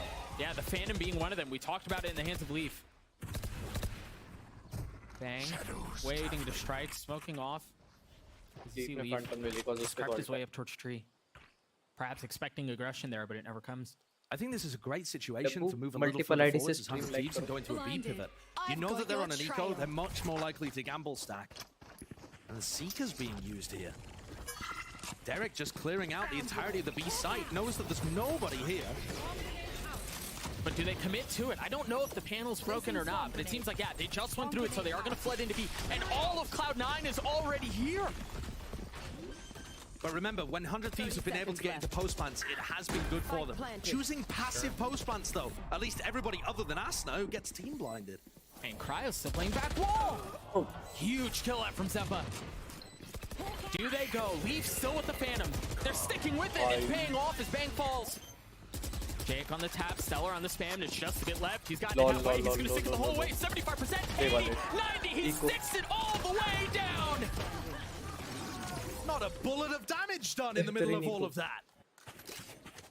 And that's the first successful retake for Cloud9 there. And it was with lighter weaponry. Yeah, that one looks rough for 100 Thieves. There are moments like that that have been hurting them so far in this split where, I mean, specifically Asana's position, he's got nobody to play off. Yeah. And I think playing aggressive post plants are great if you actually have, you know, Cryo there and there's two of you ready to fight up aggressively towards spawn. But instead it's just one player isolated. Cover going out. Three from Cloud9 fight over Mount to begin the round, and 100 Thieves take rubble control. This is the area that they cleared out in the mid-round previously. And I think the fact that they put in a heavy emphasis here early on indicates to me they're just going to go for a big A. Except Stella's ult online. Rip the lockdown and go A. Jake has already gotten all the way through C. He's all the way into spawn. There's an alarm about to cover him. But there's a lockdown. And this lockdown now gives him the perfect timing on the flank. Yeah. He knows exactly when he should be trying to aggress. Here. Oh, it's just a bit away. Well, this is perfect. I mean, he could potentially teleport past this, get a timing past it, smoke it. Oh, unfortunate for Jake. Just based on Stella going in and out of range. You got to be careful here if you're Jake. If they decide to re-aggress, if 100 Thieves do, you can push him off, but he's just going to be a nuisance. He could have already fallen. Jake's being so pesky, and he gets 2 clean shots out from him. Cryo not able to respond in kind. What a round from Jake, considering his positioning was given away by the alarm bot. To still perfectly coordinate with the rest of his team. One applying pressure from the back while the rest takes space up front. Those are plays, and those are timings you do not expect from a collegiate player being thrown into Tier 1 Valorant. I mean, you imagine the comms in situations like that. You've got the lockdown, you got to navigate, you're trying to figure out timings. Oh, the alarm bot spotted me, I wasn't able to smoke it off.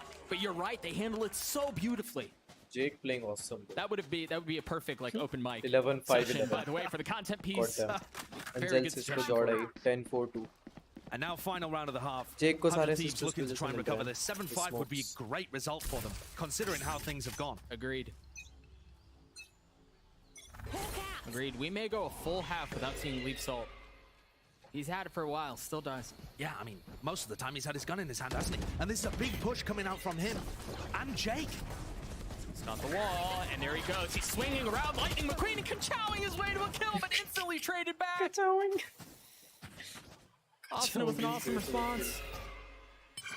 And Zeppa and Rooney don't know exactly what to be doing here. Still clearing things out, still trying to provide information for Zelsis. 3v4. And the timing here could be good. Derek was just glancing behind him, but hasn't seen anything. And now they're going to be coming within range of where Zelsis can hear. Rooney doesn't have orbs, so they're going to have to either navigate through B, through the panel, or just get hit by the bot. That's exactly what they do. He gets out! Asuna managed to grab both ult orbs in this round, though, and he has his Rolling Thunder online. So 2 big initiator ults. One good for post-plant aggression, the other good for the retake. They might end up just cancelling each other out, but the Seeker's used to see if anyone's in cheeky forward positioning. Look at Zelsis' bot. Yeah, it just got cleared out in tree. They're able to take care of it. Now the Seeker's starting to funnel there as well. You can see the Rolling Thunder. It's propped. It's ready to go. It's been a key to their success. For 2 of the 4 rounds that they won. Can they secure a 5th? Was that a bit too early, perhaps? Possibly. Possibly. Rooney's on the tap. Derek waiting close by, trying to spam through the utility. The orb goes down. The kills go up for Cloud9 as they get both. 8-4 off. What a play by Cloud9. Love the way that Rooney is using his Viper up there to drop it and choose his timings to fight in tree. What a beautiful half by Cloud9. I mean, exceptionally well played. If they decided to scale into it, they were going to be decayed. It was so beautifully played by Rooney. So well played by Cloud9 as well. An 8-4 lead, taking us into halftime. Let's look at that one more time, Josh. Yeah, I think this double setup, isolating one kill at a time, it's just excellent. And the fact that Asuna had his ult online but still wasn't able to win the post plan, credit to Cloud9 how they play around that. 1000%. 4-round lead. Let's throw it down to the desk. Dash, are you impressed with Cloud9 or worried about 100 Thieves here? DC आएगा DC. Well, I'm impressed, but I don't know if my opinion matters at all. बढ़िया half था भाई, बहुत ही बढ़िया half. C9 8-4. C9 just destroyed 100 Thieves in the first half. बहुत ही बढ़िया. Actually, मैंने stream के start में बोल दिया था 100 Thieves might win, but I want C9 to win. And C9, अगर if you say कि Loud is the best team in NA right now or in the world, बहुत ही बढ़िया खेला था उन्होंने split में उसके साथ भी, और जीते थे वो मैच. और भाई नमस्ते भाई गौतम भाई, आओगे तुम? डिस्कार्ड आना है ब्रो. जेफी तेरी स्ट्रीम पे क्या कर रहा था? जेफी कौन है? मतलब इज ही समवन बिग क्या?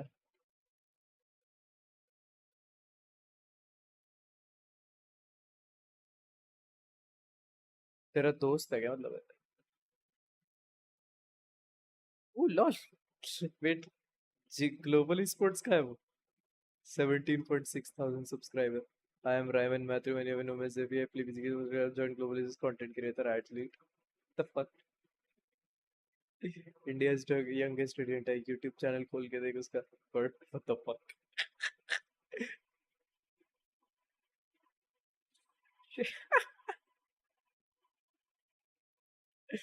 देख रहा है भाई की रीच.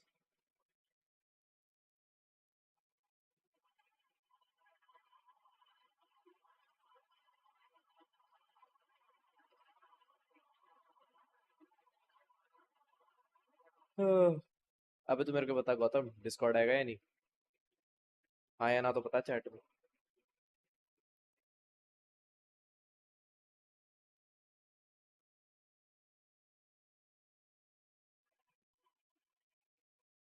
Lead for देख रहा है भाई की रीच.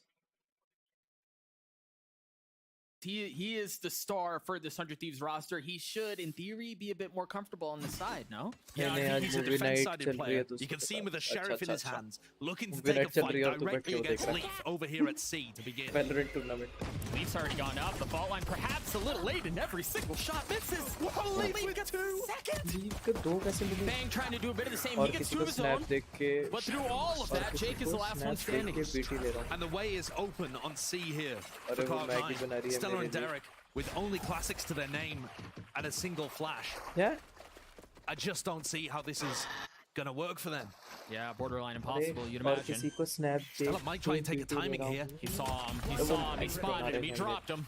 बना रहे हैं मेरे लिए. Are you expecting Derek to be coming the same way? किसकी snap देख ले तूने? Not, but when you're facing 3 guns and that's gonna hurt. That doesn't feel good. Snap देख के. He's gotten it down to it. Oh. It's a very good try by Derek, but just too many people opposing him. The 1v3, not quite manageable. What a start there for the half. Is it Jay? As we saw Leaf and Cryo clashing on Mount, and Leaf dominating that matchup with a Ghost. Let me know in my Instagram DMs. Body shot onto Leaf, causing him to duck away, and still able to get 2 repeats and take out, you know, the big 2 aggressive players there, Cryo and Acer. Oh, and I think there we see the benefit of running a Neon is Leaf got ahead of the fault line from Asuna, so he was able to take that fight clean. Sure. And it looks like 100 Thieves are putting a heavy C crunch down. I mean, a paranoia setup here for Bang. They had a fault line ready. Cryo, Stella could have fought that. Zepho, hello, I'm back. Hello, Zephy. How are you, man? Spawn instead of a left. Welcome to stream. Arey, I just got to know that you like guessing correctly. Are the youngest student in India. Look at how far up they've scaled to. And I in global esports. Goddamn. That's what they say. Trailblazer through the smoke. Derek spotted. Yeah, tell me something. They really have no idea that there's I am actually Platinum 2 in Platinum. Okay, wait, actually, you know what? Let's just watch this. I'm not gonna fanboy or anything. I'm not a person like that. Chalo yaar, I can take the chat. 100 Thieves. C9 is playing really well right now. And that means no jet. No jet. Rooney hit that shot onto Derek. Oh, Bang, not so both, so weak.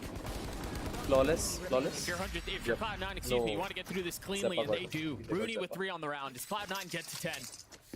I'm picking up both pistols here. अभी match शुरू होने है. So tell me something.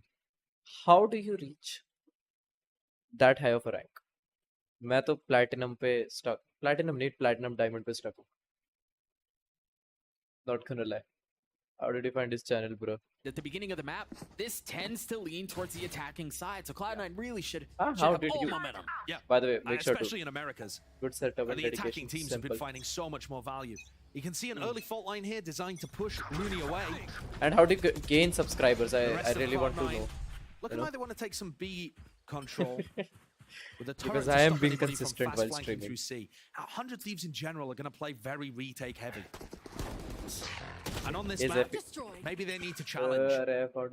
Instead of just giving up sights, you can see Cryo, Derek here with a bit of a crossfire setup, playing off the alarm bot contact. Oh, that's free from Derek, spamming through Derek, and getting 2. What you do if people like it, you will... Ridiculous. Seems like 100 Thieves are equalizing at least in this round. So, Still 2 guns left in the hands of Cloud9 though. First time it up. And Bang under pressure. Cryo's close by, but he can't really help here. Bang was left on an island. This would be a disastrous round for 100 Thieves to lose. After Derek gave them such an enormous spikes now retrieved. How did C9 do this in a bonus round? These 100 Thieves players I mean, if you have do no what idea people where anyone is. The only information they have is over towards C. Yeah, true. And that's why I'm doing watch entirely parties. A lot of vacant. my Even for subscribers Cryo actually and like Derek watch on that parties. angle, That's why I'm it's possible they doing could it. have Otherwise, I don't think that flash hit. seconds left. They have no idea that they're just ahead of it. What an incredible timing that they found. But for Leaf and Zelsis in a 2v3, And they might have to make a play before the spike gets planted. I need the sum of that God's blessing. And Leaf's looking for the pick to equalize things and make it a 2v2, make it more winnable.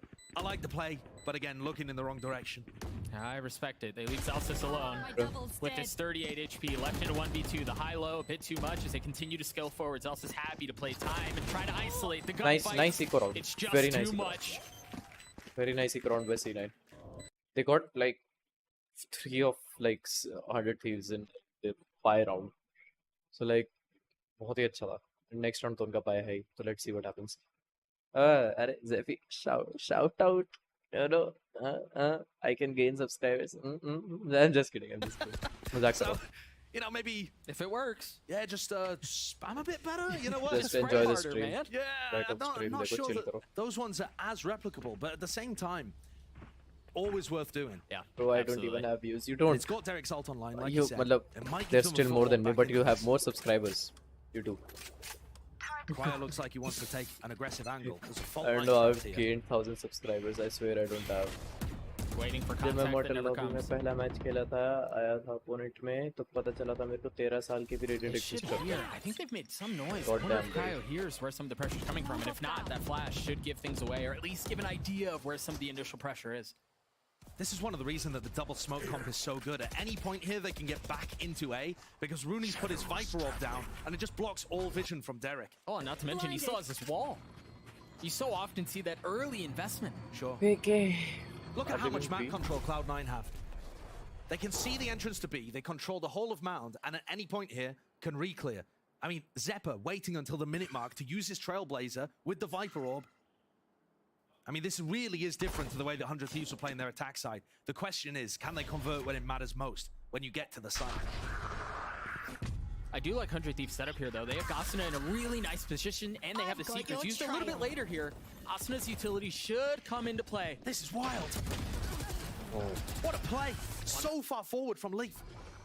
That's a 1-for-1. इतना 30 आगे मार seconds रहा था. left right now. Stella falls though, and that's all the Killjoy utility down. Banger's got to hold on. The spike is just now leaving spawn, and they've thrown a pause on it.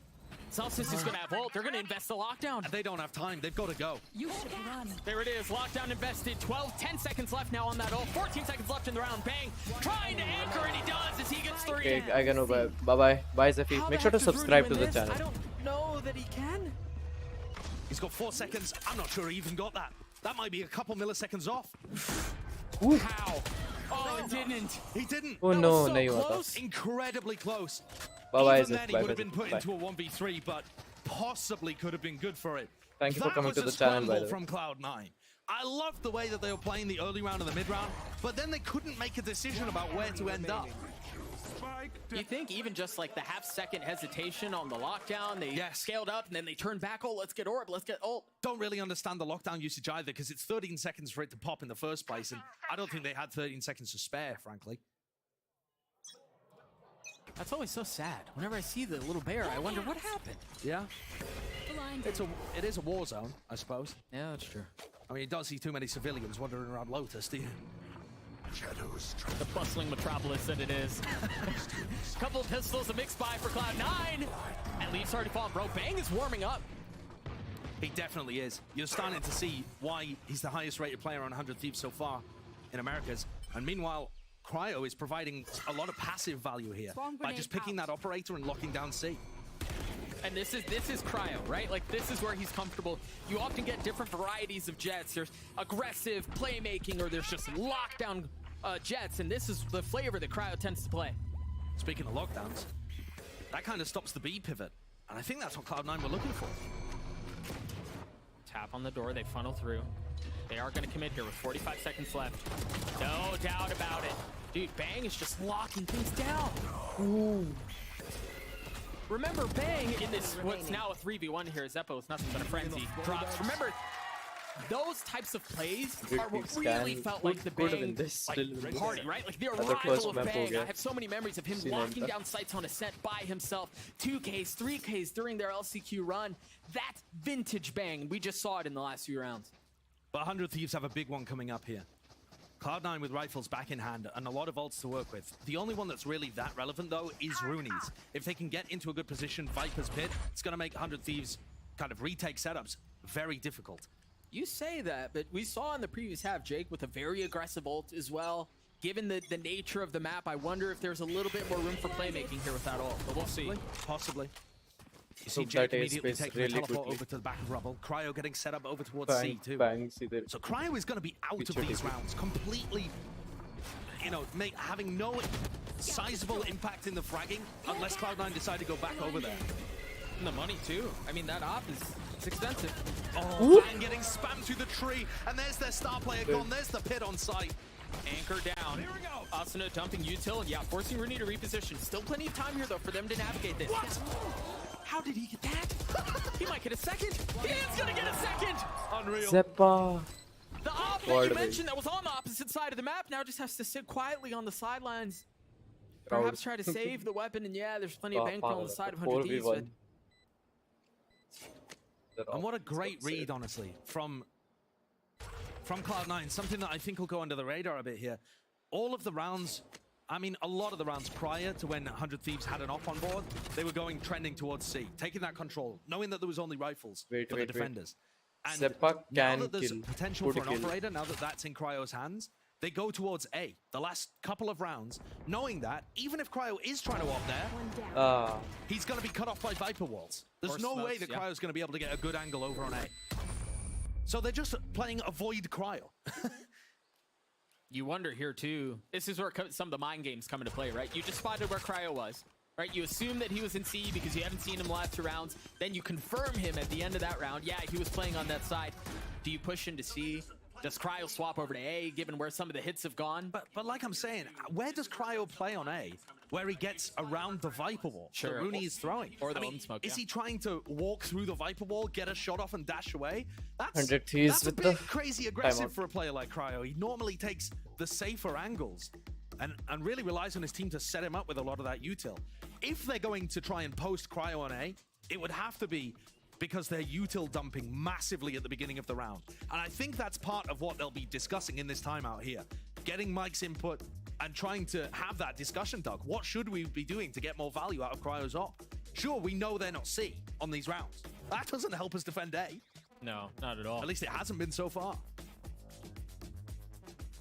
15 seconds left in this conversation for 100 Thieves. They find themselves down 4.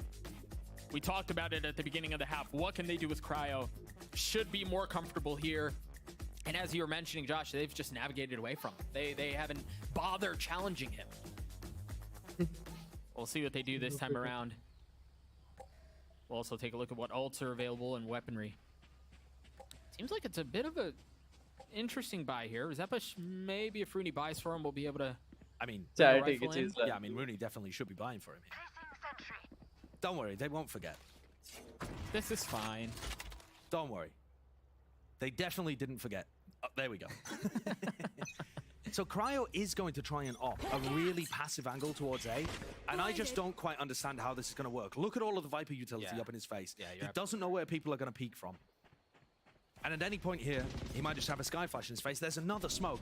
You know, how is he getting the value here? He is going to have to hit something really solid on a very small angle as Cloud9 get into the site. This is where Cryo's tested. Not even just small. I mean, presumably aggressive as well. I don't know that he can just continue to play as far back, but... This is a nice position for him to be playing, though. He can dodge flashes from here. He has his updraft to be able to get out. I've got your Waiting for the swing position given away. Now Cloud9, do you choose to challenge or rotate off? And Cloud9 avoid it. They're playing avoid Cryo. Get out of the way of the orb. It's working. It's worked so far. A plan on B from Zepa. And all of that effort to get Cryo in a better position. And now he's got to retake again with the operator online. We saw how ineffective that was previously. Can they find more success here? The paranoia is traded, and the one from the attacking side seemed to hit a whole lot more. But they start to flood out. They start to take some of the space back. This chaos. There's so much utility here from... Yeah, there it is. Asina's flash. But also, look at Rooney. He's reflanked. He pushed the breakable door, and now he's coming around behind them. Could he be the difference maker? The timing's everything. Yeah, he gets 2. Bro. Another round for Rooney Cloud9 got that as they get to map point. Epic flank. What a play. And once more, it's one of their players that's new to the roster. Rooney with the big brain IGL lurk, and also directing his team perfectly away from 100 Thieves' efforts to spear them on the tip of the operator. It's just been excellent stuff from Cloud9. And Rooney's timing on this, it couldn't be better. He avoided that massive clash over at the breakable door, pivots around, goes through the defender's spawn to be able to get that flank off. It's just gorgeous. Cloud9 looking to deliver the final hit on 100 Thieves on Lotus. The Rolling Thunder going to divide the remaining members of Cloud9, but Austin is falling here as well. Oh, God. Whoa, what's going on there? Wait, what? Omen battle in the middle of A. Maybe that could be decisive. If Ban can hold on and deliver a bit more. The spike's not even there. No, I think they're just going to pivot away. But look at where they've left Leaf. Any kill he gets here is icing on the cake. So typical info. Go, go, go. That's great from Leaf. It still makes it feel like there's presence over towards A. Draws out the Trailblazer as well. I mean, Cloud9 are making this feel like there's a lot of presence over on the A side of the map. And instead, they're crunching towards B.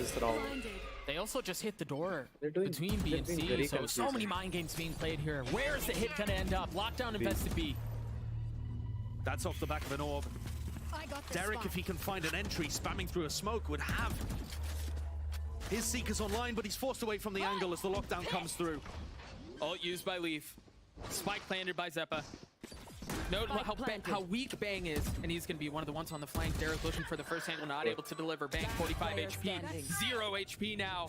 As Stellar's left in a 1v4 to save the map, and he cannot.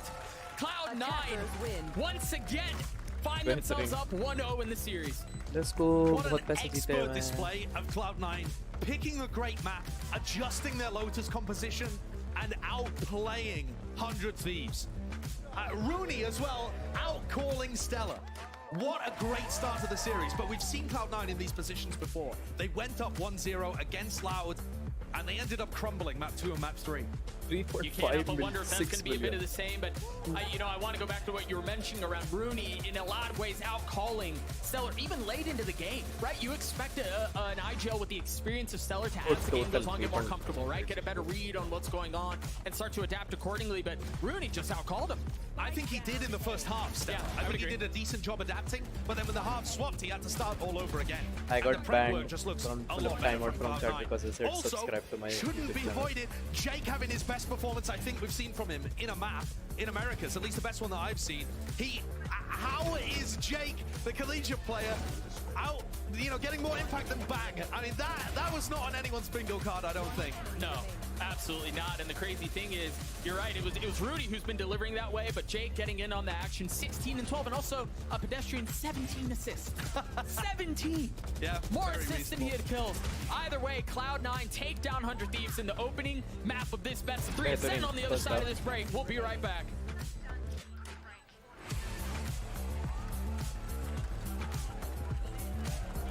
Chat, I'm gonna put a poll. Who do you think is gonna win the second map?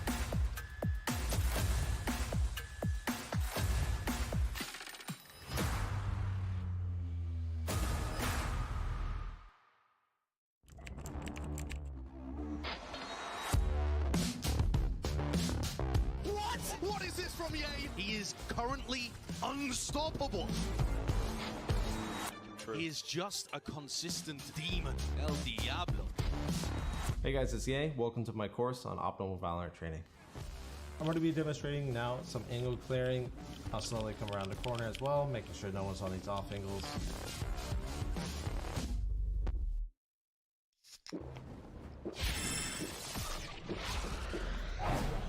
जिस पे तुम मेरे को बोलोगे 100 थी जो voting का होगा उस पे मैं सट्टा लगाऊंगा नॉट रियल पैसा दिस ये वाला इस पे 4000 point it's 50-50 right now bro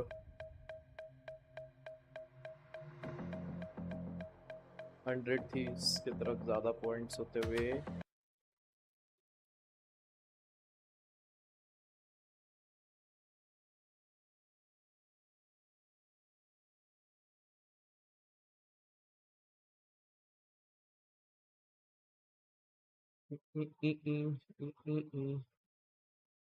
End goal.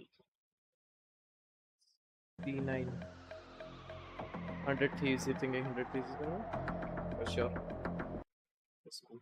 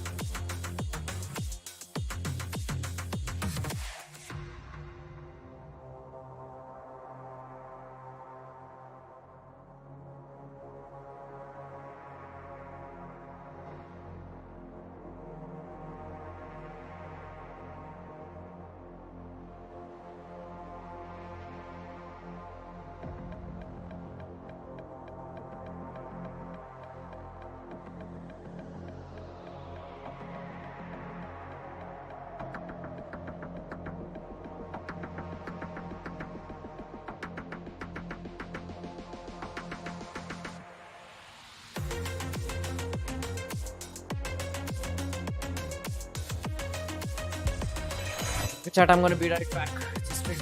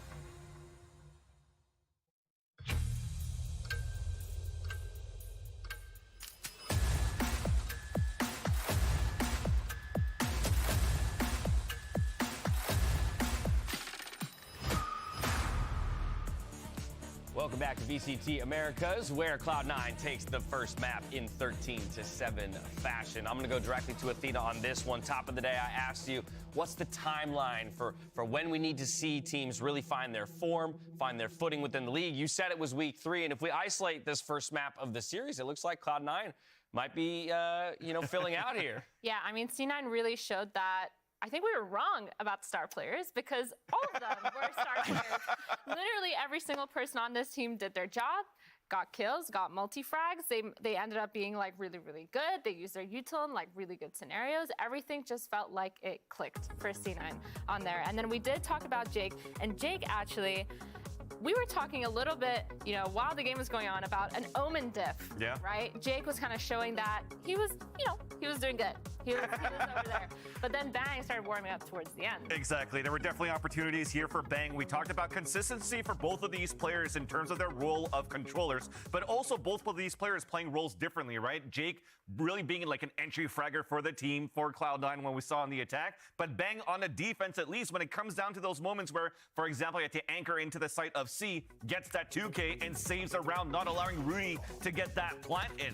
And Bang's done a good job. They put a lot of responsibility for 100 Thieves onto Bang as an anchor player. But overall, when we talk about how, C9's been an all-star roster in this first matchup, you can't just rely on Bang. I think that's exactly what we're illustrating there with that, right? Is a Bang can start to pop off, but if there's really no support behind him, if there's not a second fragger or somebody who can follow up on the plays in the space that he's creating, then 100 Thieves isn't going to find victories in this matchup against Cloud9, particularly when on the opposite side, Cloud9 is doing everything we asked of them and more, I think. I mean, we even saw Rooney towards the end. They're kind of getting multiple multi-frags. And I think just in general, like that team just showed that they can work together in a seamless way that I'm not really sure if they can bring that onto the next map because it is a set. We've seen both these teams kind of not be 100% confident on this map, but it's going to be really interesting. Both these teams aren't 100% solid. Right. So we'll kind of, when you're talking about the week 3 kind of setup and like, are the foundations good? I think Ascent is kind of where we're going to see. I think that's a perfect transition too, right? Because the expectation was with Cloud9 picking Lotus eventually that they would come away with the victory on that one. They did that, and then again, maybe impressed us a bit with the, the disparity in round wins overall. But we move on to the other side of things, and this is 100 Thieves' time to shine, I think, here for Ascent. So what's the expectation? How can they clap back and instill some confidence in you that ultimately they can take the series? I'm actually just having flashbacks and PTSD of how even C9 were playing last week against Lao, where it wasn't really working for them on a defender half. One thing that was a big plus, by the way, for C9 on the first map of Lotus was how good they are in playing aggressively into the C pushes, into the B pushes. So very confident to fight, which is why I want to get to that map of Ascent. Against Loud last week, there was a lot of these pushes towards B main where, okay, pissed around and kind of worked. They opened it up, and then you get into these later rounds where it's like, oh, well, we can't really get a good control or feeling of the map on defense. Let's just go back to the same thing. Let's try to keep pushing towards B, but there's nobody there. So the adaptation when it comes down to now maps where teams are comfortable in, and you need a lot from like Rooney, for example, in terms of IGLing into the mid round. That's where it was lacking a little bit in terms of like the defensive half of C9. So I'm hoping that comes in and 100 Thieves can learn from those mistakes of C9 to really capitalize on that second map. Yeah, I mean, earlier you were also talking about 100 Thieves is kind of going back to their old play style where they're kind of doing more retake-y scenarios. And I think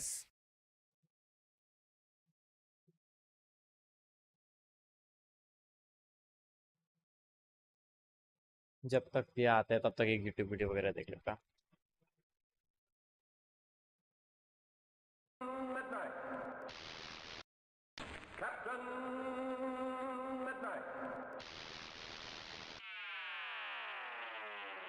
This video is brought to you by Skillshare. Most of them are awful, and even the ones that aren't get canceled after 2 seasons. What makes you think I'm going to take the time to get invested in a show if there's only like a 5% chance they'll even get to finish making it? I don't trust you anymore, dude. Also, I'll say it, I'm tired of the binge model, okay? I like weekly releases. And I definitely found I could relate. In fact, it's kind of a sentiment that I found more and more of online with Netflix these past few years. Honestly though, when I first started hearing people complain about this a lot, I didn't pay much attention to it, because it didn't feel like anything new. I've been around long enough to remember when sci-fi fans constantly complained about Fox, the network that killed The Adventures of Briscoe County Jr., Firefly, Terminator the Sarah Connor Chronicles, and so many more. But really, like, all the networks canceled stuff. It's just that sci-fi fans tended to be a lot more passionate on the internet than, say, fans of CBS's Kitchen Confidential. People complained, but at the end of the day, it didn't feel like it did any huge lasting damage to those channels. But with Netflix, something seems different. And that's what I want to tackle this week, why Netflix cancellations may really impact them in the long term in a way that's kind of unprecedented in the history of TV, and maybe even some ideas for what they could change to get out of this now decade-long cycle. It may be hard for people to remember this now, but once upon a time, Netflix was known for saving shows, or resurrecting them, not canceling them. From Arrested Development, which probably should have stayed at 3 seasons honestly, to Longmire, to The Killing, they were seen by fans as the premier destination for good shows that needed a new home. It even took a while for them to start pulling the plug on any of their own original shows, but once they did, man, the floodgates were really open. I think the biggest problem is that Netflix's model is almost set up to both maximize cancellations and make those cancellations sting more than many TV shows in the past getting canceled did. And that may sound weird, but I think there's a really solid case to be made here. For one thing, they absolutely take a shoot everything at the wall and see what sticks approach to producing shows. And not for no reason, as we've seen more and more of their non-original content dry up on the platform over the years, as other studios created their own streamers and brought those titles over. So Netflix was put in this position where they felt they had to churn out a lot of stuff, and they had to churn it out fast. This seemed to mean that they couldn't put the full strength of their marketing behind a lot of these shows. They were just being spread way too thin. Tons of stuff fell between the cracks, oftentimes not even being able to find on the homepage right after release. So you have a ton of scripted shows coming out, many of them getting very little help or attention, and to add insult to injury, nearly all of them highly serialized. Finally, शुरू हो गया. चलो chat. Excuse me, as we were looking at how Lotus plays, or just how C9 plays, is how good they are just being unorthodox, right? It's not about having a duelist, okay, they have to create the space. It's not about, oh, we have a controller, we have to like set the smokes. It's more about they're willing to move in as a team and trade immediately. And having a composition when it pulled out a Neon before, it's like there's no real space making that you have, so you have players that need to follow up behind. Now for Ascent, Leaf is probably going to come out onto this Jet, where maybe now finally 100 Thieves has a chance to really shut down one player at least to start and continue with that player advantage. Yeah, I mean, it's really going to come down to seeing these comps and seeing if they do stick to their kind of bread and butter, or if they do try to actually adapt with the comps. I think that would be super interesting. But yeah, Alex, just as you said, we do see Leaf coming out on the Jet, and we do see Bang on this Omen, which I think is going to be really fun to watch. I know we're talking about Bang a lot today, but we did just see him kind of warm up that Omen tech, Omen mechanics. We do have the KO coming out, which I think is super important. Kind of contesting all your teammates, your opponent's util is so important on this map, on Ascent, because you can deny takes, you can deny executes, you can deny retakes, you can deny post plants, you can deny so much stuff with KO that I think kind of seeing how that would play around their comp would be super interesting. KO plus Sova, so much information gathering available to the squad there. It'll be a Viper pickup for Stellar here in the third agent pick. Cryo's the guy who I've got my eyes on. And while we've been talking a lot about Bang, and Bang stepped up in a big way, especially on the back half there, finally warming into it, it's Cryo who I'm still kind of left wanting for more ultimately. I agree, and that's where when Cryo was playing that Jet on that previous map of Lotus, and he brings out the Operator, and we know it was round number 18, and you're playing against a double controller that usually just like splits up the map and everything too. It blocks the visions, it blocks sights, no opportunities for him to pick this up. Now you have only one controller to deal with. You have an opportunity to get those forward positions. Yeah, but how frustrating, right? He finally gets the op into his hands, and Cloud9 just goes, cool, we're gonna play whatever opposite side of the map from where you are. Like, that's gotta be so absolutely frustrating as a player to be on the stage, right? Yeah, it's great IGLing, it's great calling, but on the other side, I'm sure as an individual, it's a tough thing to deal with, knowing that you need to get things done for your team and just not having the opportunities to do so. Either way, we reset for map number 2 here on Ascent. It's 100 Thieves looking to extend the series. Let's find out if they can get it done and take us to a third map as we head back to Doug in Sideshow for the cast. Thank you so much, Stash. Yeah, a 1-0 lead for Cloud9. And Josh, you know, we've talked about this a couple of times. And as we think about the long-term implications, the larger scale of standings and playoffs involved here, it feels like there's a lot at stake here for 100 Thieves. There definitely is. I mean, they let that game slip against Sentinels on Ascent, 12-14. And that means that if they were to go 1-2 here, they have yet to play against the 4 best teams in Americas. They still haven't played. They still haven't played against the top 4 teams here, 100 Thieves. So if they lose here today, they're probably going 3-6 and maybe missing out on playoffs. That's how important this game is. 100 Thieves cannot allow this one to slip through their fingers. And they're already off to a bad start. They've got to battle back. I'm looking at the buy here. There's a Sheriff on both sides on the pistol. Rooney has one, and so does Asuna. That's what you'd expect, right? Yeah, very normal. Very normal. Not Cryo, not Leave, no. Rooney and Asuna. We'll see who wins that out. As first tags go through, Cryo's taking a little bit of damage. Oh, that flash is good, but the counter flash is better. The fire provides just enough time for Leave to get out, and now they push forward. Rooney gets the first with the Sheriff, though. Yeah, Rooney was playing in that backside area where he could actually wall bang. Asuna's come around the side as well. It settles for a moment into a 3v3 until Derek landed that shot.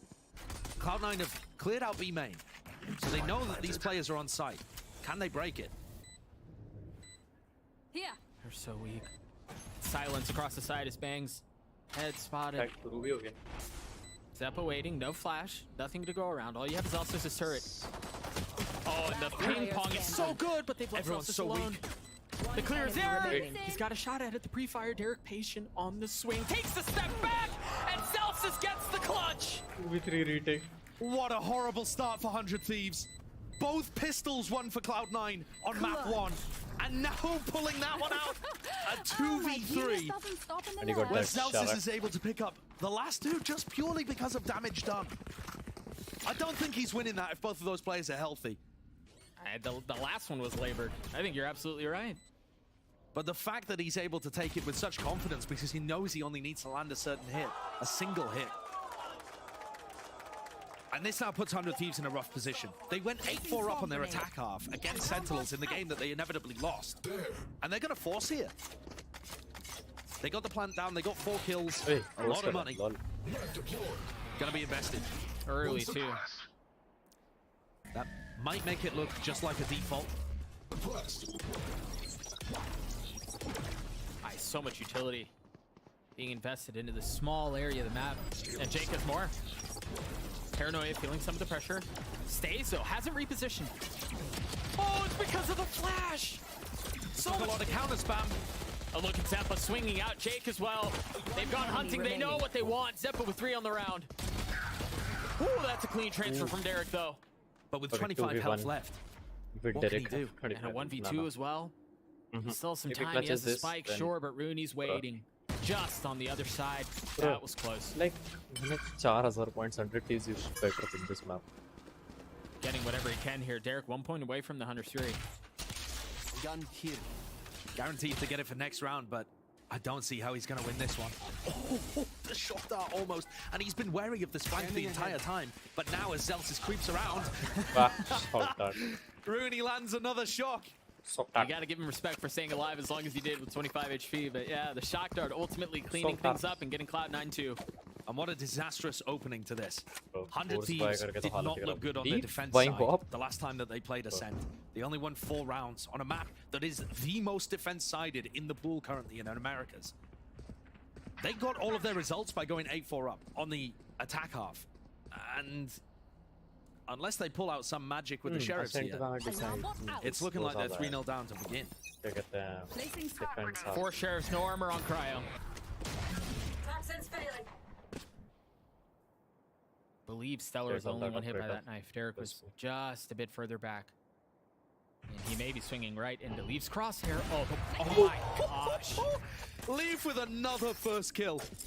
He was 5-1 on Lotus in terms of first kills to first deaths. You want to know the head-to-head matchup against Cryo? 4-0. 4-0 in terms of first kills in the round. Yep. He just had his number. He absolutely did, and Cryo's got to reverse that. Maybe not in this round though. He's working with vastly different weaponry. First couple of shots to the Sheriff not landing. They are definitely going to be looking for this player to go. There is no way! What? What? Zelsis? Are you awake? Any ear possessors? How did that happen? I mean, maybe Zelsis is anticipating other people to be flooding through B main there, so he takes a step forwards. But this could well be falling apart at the seams for Cloud9. 30 seconds For left. this to be the win, the round win that they get. Oh my would word. be unconventional at best. The lurk play, nobody on B. A Phantom in the hands of Bang too.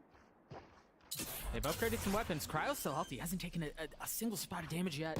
He's going to be the first to peek out back sight. Stellar landing the shot. How the heck have they done this? This is ridiculous. You called it at the beginning of the round. It may take some magic, some miracle for them to win the round, and well, Josh, they did.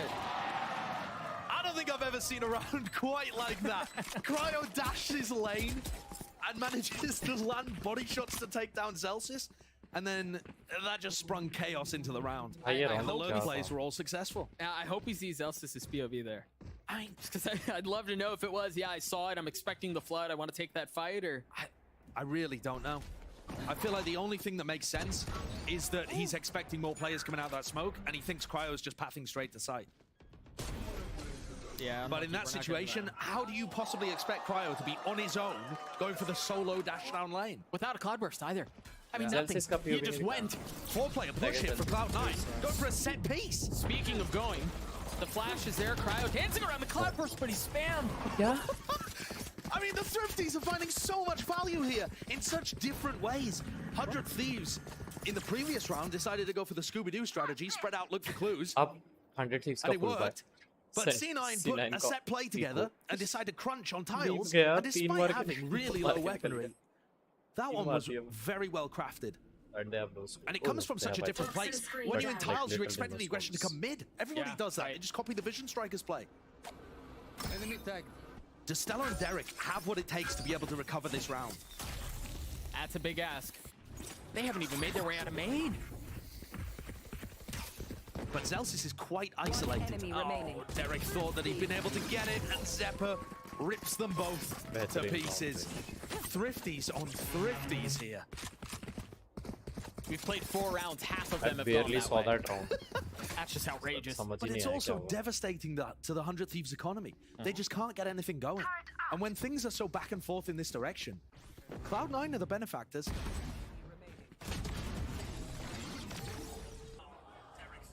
It now puts 100 Thieves in a very tough position, actually. They could try and force. You can see their economy in the bottom right. It's scrappy. I mean, Light Armor Bulldog isn't too bad, but Light Armor Spectre, too, coming out from Stella. Yeah, but we've had 2 Thrifty round wins, Josh. Exactly. This is the better buy. Oh, why buy at all? Come in with classics. And this is the Viper utility you expect. That Viper Orb in mid makes it very difficult for anybody to challenge. You don't know when the orb is going to be dropped.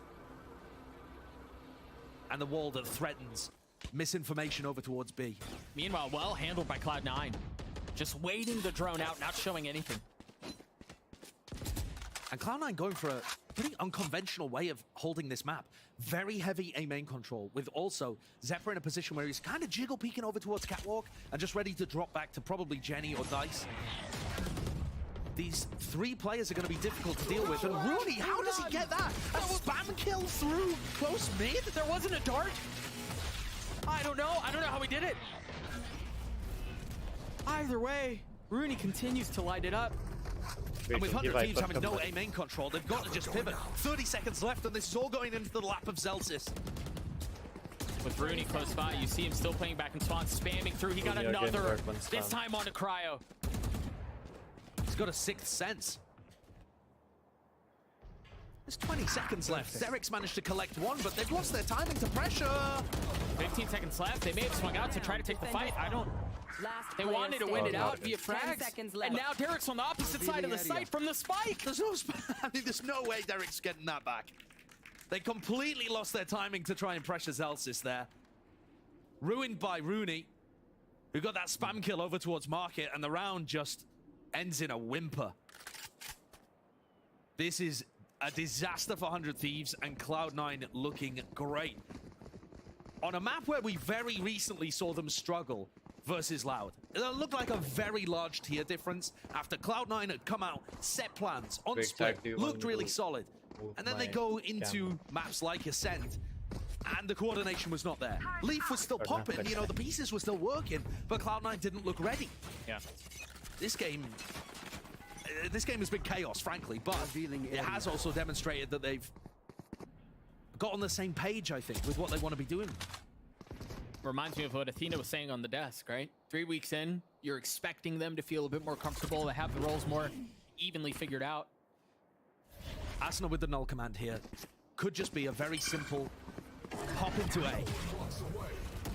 Drone to start, they've got to clear the recon dart, it isn't, and another spam kill takes down Cryo. There's no Omen entry from Bang, and so all of these players just stuck in. Bang tries to get in, taken out by spam through smoke again. This is supposed to be a really hard side hit, and it very well may end up as a flawless round for Cloud9. 100 Thieves did not see another human. They just all died through smokes. Last player standing. Derek playing spoiler a little bit. On to Leaf, he gets a second on to Jake too. Oh dear! Right. All good. Everything's fine. No need to panic, disaster averted. Of course the trades are going to come through for Cloud9. Timeout for 100 Thieves. As Mike's just tells Derek, could you do that one but a little better next time? Yeah, why couldn't you get all 5? Yeah, get the 1v5 going next time. But overall, that was devastatingly good from Cloud9 there. They managed to kill Cryo, who is currently 1-5 attack side jet, before he even began to take a step forwards into the site. Cryo had no time to dash, couldn't even smoke in. Bang wasn't there at the same point as him. Yeah. I mean, 100 Thieves are getting smoked. Literally, smoked. Getting killed on the other side of smokes, like you mentioned. Yeah, right, they didn't see a single person in that round except for Derek at the end, who made quite a run at it, but nothing doing. That was the joke, Doug. Thanks for explaining that one. Sometimes they go past, okay? 100 Thieves are in a very rough spot, and seriously, this match could. Match could mean everything for them. It's easy to just say fuck it. Place in order to get playoffs, and everybody What do you guys was think? expecting 100 Thieves to get. Derek mustache. Not true. Problem. But when the top 4 in Americas looks as devastatingly good as they It's are, kind of and 100 Thieves look like they're in a slight demoralizing. Is that a word? That battle actually for 5th and 6th becomes very important. Yeah. And one of their main competitors, Sentinels, already with a win over them. If they lose here, that's Kind of demoralizing to get stomped, but with a win over them. I think the close losses are more. Slipping away. The middle of the pack so tightly pressed together. You're right, it seems so early. It's just week 3, but the implication's so great. Leaf's gone hunting. How patient is Derek here? Oh dear. निकल जाना है कुछ निकाल के. But that's both controllers down! Now they don't have any way to get onto the site! Derek is somehow salvaging this round, actually. And if 100 Thieves are able to slow the tempo down, they're going to have better weapons. They can come into this with better than a couple of Guardians. Jake just threatening there that he's repositioned, but 100 Thieves are not slowing down at all. They're immediately getting to sight. No, confidence in that. Rooney has his ult. They're But on the opposite side of the map. Yeah, it ain't going to stretch over here. The question really is, what can they do in a post plan? Derek's going to have a recon dart back online by the time Cloud9 get into position. And Cryo's got his knives. Look, 2 seconds left on this. Not ready yet. So the spam with the Guardians could be great, but I think he sent it a little early. Oh no, forget it. He hits one, it's gonna be countered! Oh, Rooney gets it! Because of the weakness from Derek! Another retake for Cloud9! Another round for Cloud9! What a retake. What a read. Rooney and Jake just finding round after round, outclassing their much more experienced opponents on 100 Thieves. I need to see I mean, playing really well. To be honest, Bang had it way too difficult on map 1 because he's playing solo smokes on a map where you really should be playing 2. But the fact that coming here into a set, which should be a playground for Derek and Bang. They're still having these moments where the Cloud9 newer players are getting more value, being able to win the rounds, put him on the board. Let us hunt. Derek का 4K के वजह से Rudy jumped over the pulse of the 100 period, by the way. Yep. Just unreal from him. So young, but so comfortable on the big stage. And this is panic stations now for 100 Thieves. If they're not able to try and recover this a little. Flash through without dropping the Viper Orb there, faking like it could be a bit of B pressure, but Cloud9 are not going to believe this at all because they've already got out. And Stella, way too slow to get back around the corner. Cloud9 are now fully in control of the B side. The concerning thing too is that Stella was waiting for that exact situation, waiting for pressure from B, still not able to win the duel out. Brains falling too. तो मैंने जो Twitch के points होते हैं, मेरे पे 4000 points थे, मैंने सारे 100 Thieves को लगा दिया. Trying to make anything they can happen. देख, you voted 100 It's just solo plays across the map. Because anywhere they go, Cloud9 are dominating. They're allowing 100 Thieves control of mid, but they're losing all of the outer wings of the map. 3v1. Can you do it? Imagine a timeout close by, given how rough of a half this has been for 100 Thieves. I think they need to put a lot more emphasis on controlling A main. That was the big thing that Loud were doing well against Cloud9. Cloud9 could not hold on. Oh, look at that little fake TP play from Jake as well.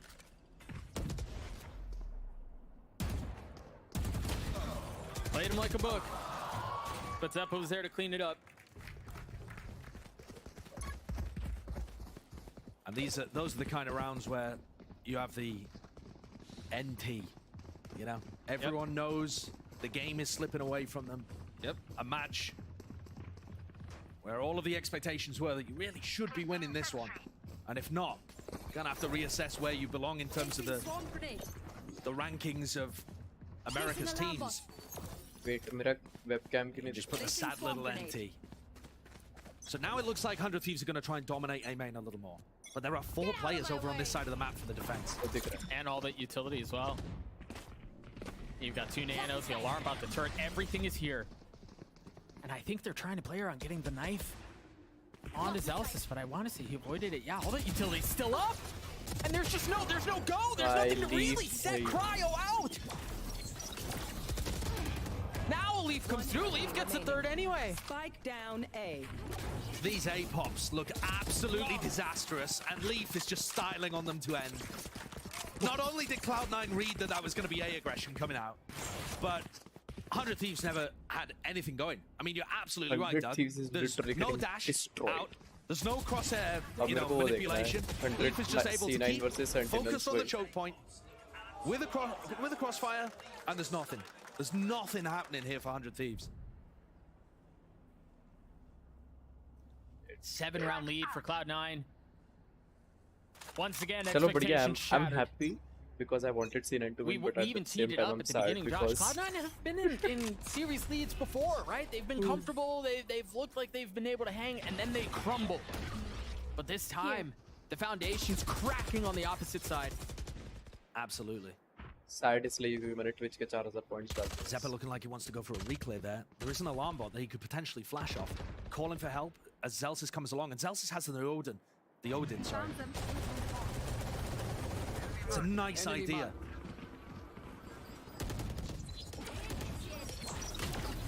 See that lockdown used, and there's still a little bit of room to get through, but I mean, you're kind of stuck here. You've got to commit if you're going to funnel out, and it's all into Rudy. The flash was in the smoke. You start to see some of the lack of synergy and how they're playing this out. Nice. But they're still getting in. Despite that lack of synergy, this is actually one of the best sight hits that they've been able to put together. The fragment grenade from Asuna, very important, because you saw how Zeppa wanted to get through that smoke over at CT. And now the question is, can they hold on? Oh, this fight could be absolutely crucial. Timing ho gayi. Derek's not ready for it. There is a pit that could be deployed here by Stella. Right on cue. And that just, it feels awful to have to go for that in a 3v3 when you've only got one round. Perfect paranoia. I mean, but at this point, you'll take any round you can get. Absolutely. What tools do they have? They have a paranoia, they have a swing out, and it's a 1-for-1. Time low. Asuna playing backside, waiting for the challenge. That's the pit. It's opened things up. Asuna in the 1v1. Zelsis on the challenge to spam, not landing as he swings around and gets it. But is he going never know. They lost the round. They lost the No round. time. Why? And what a showcase that really is, honestly, for 100 Thieves, because Celsius के that's साथ the वो best round they've put left, together right and नहीं करा, everybody Celsius died. just pushed with the I mean, shorty. that's what they're working with currently. Like you said, they'll take any round they can. And it has been a defense-sided map, but not really for these two teams. So that's why it becomes very dangerous. I also want to point out that Leaf currently has 5 first kills, and 100 Thieves haven't got a single one in this map so far. Dire straits for 100 Thieves. The attacking side not finding a single first blood. In a lot of ways, Josh, that kind of tells the whole story of the whole map. It does. And not only that, Cloud9 were coming into this game only winning the first kill battle 40% of the time. That's really poor. And yet they were still doing fairly well. So imagine what happens when this team is winning all of those first kills. I mean, it just looks dominant. Yep. First map, Lotus. Little trap play here as the paranoia comes through from Second, catwalk. Zephyr they're and Leaf getting destroyed. looking to try and fight this. Instant response from Asna. A second, too. Ooh, awesome. Good opener from the attacking side. And that's actually the first kill that 100 Thieves have been able to get by dismantling that trap play.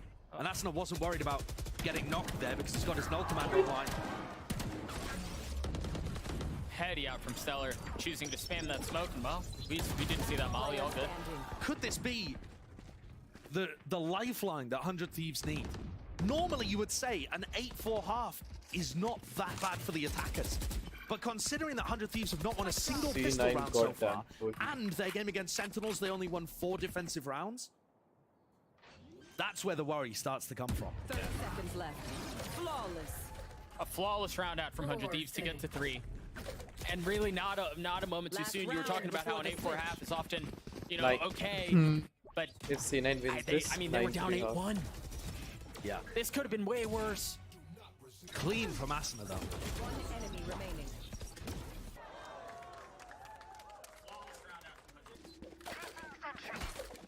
Leaf has knives. Looking to try and make a play through mid by the look of things, as Zephyr and Jake continue to dominate A main. They may try to go that way. You hear the blades instantly used. You wonder now it's a guessing game for 100 Thieves. Where are those blades? Cover going out. They're going through. It looks like it's gonna be an A split, and they're skilled up so far. The timing on the audio is gorgeous. Spike down. That's the spike. Derek's left alone to try to salvage a brutal situation. Lord, now they can retreat. Spike 100 Thieves are gonna have to pinch in to fight A main. Oh, he's repositioned, and they don't know. That flash is good. Seppa with 3. What a disastrous round, but it's far from over. Jake with 42 health.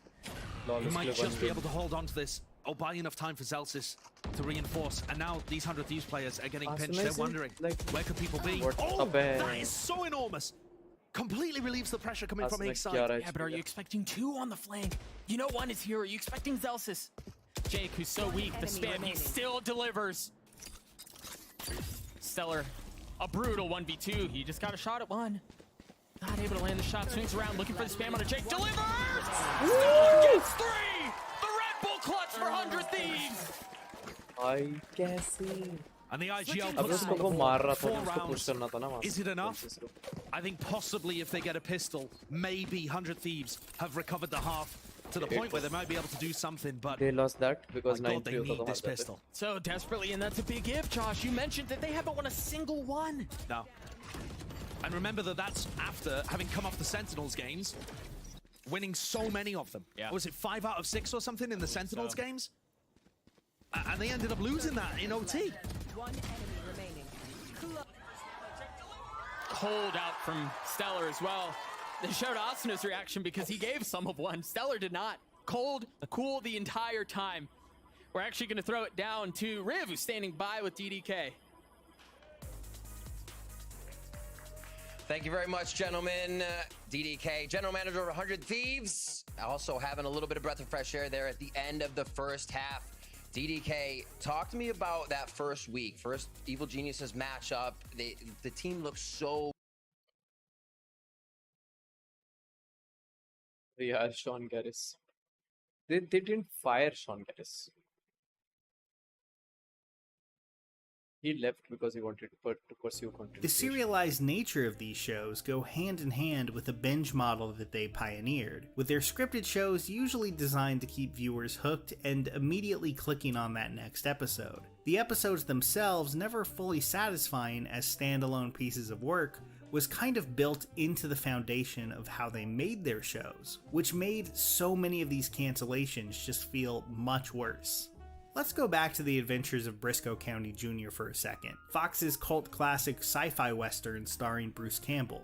When that got canceled in 1994, fans were obviously upset, and for good reason. I think that show had tons of potential ahead of it and could have run for years. But it also had plenty of episodes that actually worked really well as self-contained episodes of television. The show had serialized elements, quite a lot of them actually for network TV at the time, but in no way did it live or die by them. When all was said and done, you could still say that there was a lot of fun, satisfying TV to be had there. I don't think you can say the same of, say, 1899, to name one of many recent. Captain Midnight.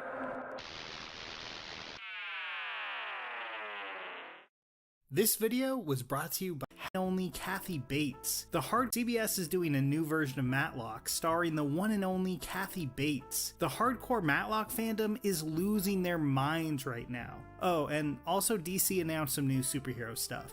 Much like his fellow detective Matlock, it's looking like Batman will be recast. But before I get into the Batman of it all, I should probably talk about the new vision for the DC universe that James Gunn unveiled. They're calling it Chapter 1, Gods and Monsters. Not to be confused with the very fun 2015 DC animated movie of the same name. I'll talk about some of the specific projects, but one of the biggest headlines here I think is maybe getting a little bit overlooked. Gunn saying that all the movies, TV shows, and even video games will be set in a connected universe. Now, there is a caveat to that, but I think this is easily the most ambitious element in all this, and to be honest, I have a hard time picturing it working. Like, film, television, and video games just have such different development processes, not to mention just how long it takes to make a game. I wouldn't be surprised if they kind of tone this down over time, but we'll see. It'll be really interesting to see if they can actually make that work. Now, getting to the actual projects, it's clear that trying to change DC's output is kind of like turning a giant tanker truck. You can't just do it on a dime. A lot of these inherited projects will still come out. Shazam 2, Aquaman 2, and The Flash being the big ones, with The Flash setting up an in-continuity reason for the universe swapping. Then there's things like the Batman Part 2 and the Joker sequel, which are now being called Elseworld projects, not in continuity with Chapter 1. This is really interesting to me, honestly, because I'm kind of torn about it. On one hand, I think it's a good idea for DC to make stuff that doesn't have to worry about the continuity of like a dozen other projects. Plus, if say there was a video game in development that took way longer than expected and no longer makes sense in current continuity, they could just declare it an Elseworld project, which would be kind of a useful out for them.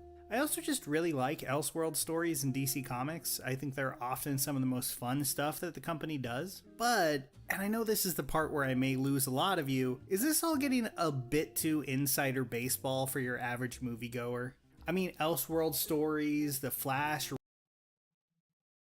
One of the big things that they worked on headed into this week, especially if you're going to pick them up. But this was a must-win even to make it possible. That 2K from Derek helped. Yeah.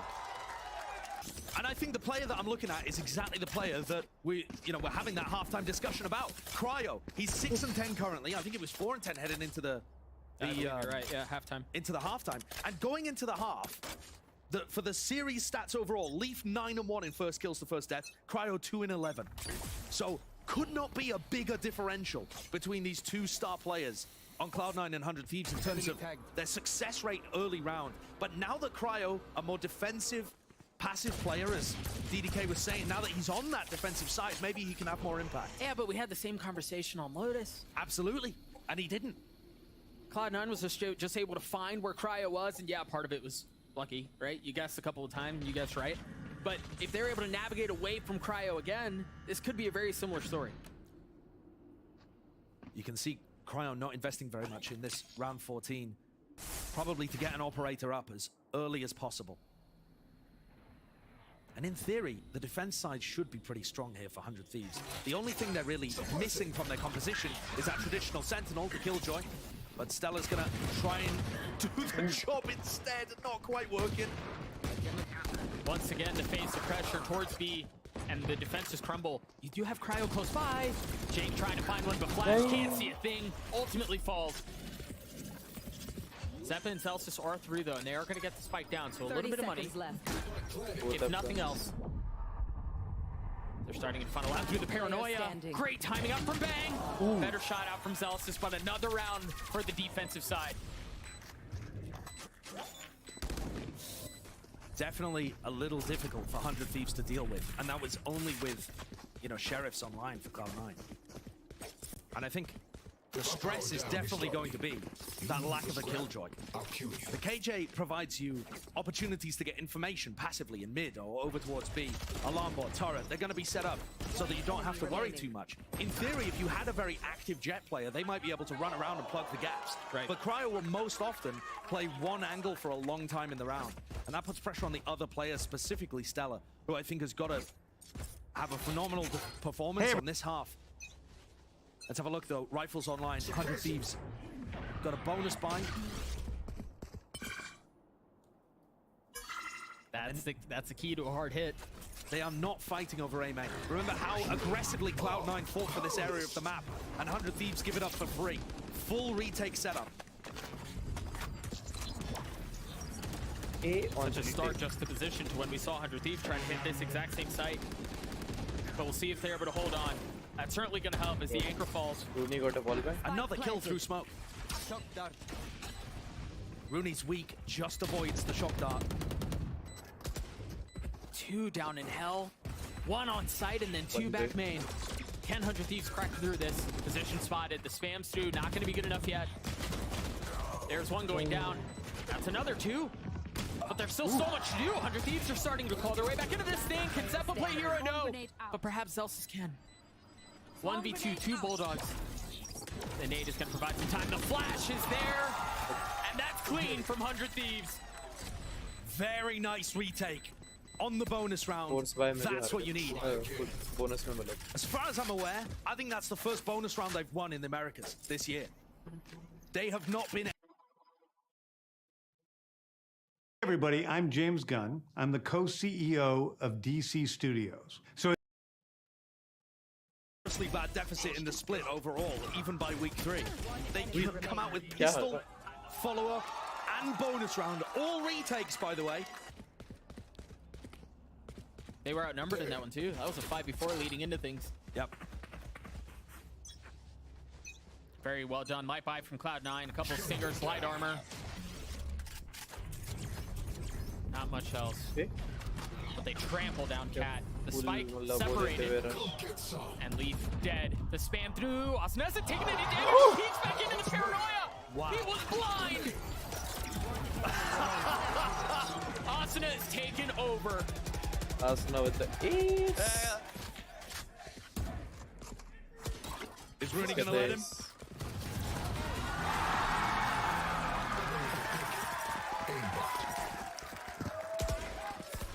Crowd loving that one. And I think 100 Thieves will be too, because that puts them back up to 8-8. An incredibly pivotal round coming up where ults are definitely going to get expended. But that is a mighty streak of rounds. What is that, 7 rounds in a row? 7 in a row. Cloud9 were up enormously. 8-1. That's crazy. 8-1. And 100 Thieves have pulled this comeback. Lotus went very well. बहुत अच्छे से जीती C9. अभी तो उन्होंने 8-8 कर दिया, वरना दे 8-2 चल रहा था, फिर 8-4 हाफ कर दिया, फिर How do they get back into this? How do they break this overwhelming momentum that 100 Thieves have amassed? Look at this once more. The attacking team allowed mid control, and instead the defenders taking B main. Cryo and Bang playing together here, dominating this entrance, and Celsius will find it very difficult with Rooney. Oh, they were waiting for that. Yeah. I feel like 100 Thieves overplayed their hand there, and now Bang's gonna get caught on the walk back in. They've lost mid. They've lost the map. They might well have done. Big from Asuna, but a good trade, and Leaf is intended to be just the cover here at this point. The spike is A. You've got Jake over there as well. Spike planted. Standing ahead. Oh, it's so tempting. You spot him, you spot the shoulder.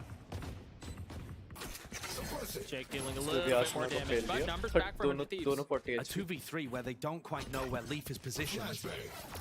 And there isn't great amounts of time. Or health. And look at that, 38 and 39. One enemy remaining. Leaf gets the first, the second, dropped. A 3K for Leaf as Cloud9 take the lead back. 100 Thieves are in a great position to win that round, and they overplayed their hand massively. 4000 points मिल जाए मेरे को. That very common alarm bot position and just swinging into any players that are over at tiles. I mean, I'm not surprised that 100 Thieves are calling a timeout here because I think they need to be calmed down a little. Yeah. 7 rounds in a row, maybe that's a bit of overconfidence, or maybe... As many of you know, DC has been disconnected in film and television for a long time. And it's one of, our jobs, mine and Peter's, is to come in and make sure the DCU is connected in film, television, gaming, and animation. That the characters are consistent, played by the same actors, and it works within one story. And if something is outside of that, like Matt Reeves' Batman or Todd Phillips' Joker or Teen Titans Go, that it is clearly labeled as DC Elseworlds, outside of the mainstream DCU continuity. Now, Batman फिर से reboot हो रहा है. Peter and I have gotten pretty lucky in terms of the 4 projects that are coming out over the next year. First, we have Shazam, Fury of the Gods. Shazam has always been off kind of in his own part of the DCU, so he connects very well. That moves directly into The Flash, a fantastic movie that I really love that resets the entire DC universe. Then to move into Blue Beetle, a fantastic film about a kid who's a marvelous part of the DCU, and then into Aquaman 2, which leads directly into our next few projects, which I'm going to tell you about now. So, Peter and I, along with a group of very talented writers, have started to map out an 8 to 10 year plan of what DC Studios will be in film, television, and gaming. This first chapter is called Gods and Monsters. Now, this, what I'm about to tell you, is a part of the first chapter. It's not the entire first chapter. The first project is Creature Commandos. Creature Commandos is an animated series. I've written all the episodes. Something we're going to do that's a little bit different at DC is we're going to have characters move into animation, out of animation, usually having the same actor play their voice as who plays them in live action. The next project up is Waller. This is a story of Amanda Waller, played by Viola Davis. Viola Davis is going to team up with members of Team Peacemaker, and this is a story that's been created by Crystal Henry, who did Watchmen, and Jeremy Carver, who created the Doom Patrol. It is a fantastic story that's out of this world, and I can't wait for people to see it. Okay, next up is the big one, the true beginning of the DCU. This is called Superman Legacy. This is being written by me. I'm in the middle of it. I'm having a great time doing it. And Superman will be released into theaters July 11th, 2025. Okay, the next thing is a big premiere HBO television series called Lanterns. This is a story of a couple of Green Lanterns, John Stewart and Hal Jordan, and we have a few other Lanterns peppered in there, but this is really a terrestrial-based TV show, which is almost like True Detective with a couple of Green Lanterns who are space cops. Wait, C91? Sorry. Chat, bye-bye. Another round secured by Rooney. What excellent play by Cloud9. Those two players held on for so long. Celsius and Rooney combining together to be able to save a situation that it looked like 100 Thieves retake was just going to work.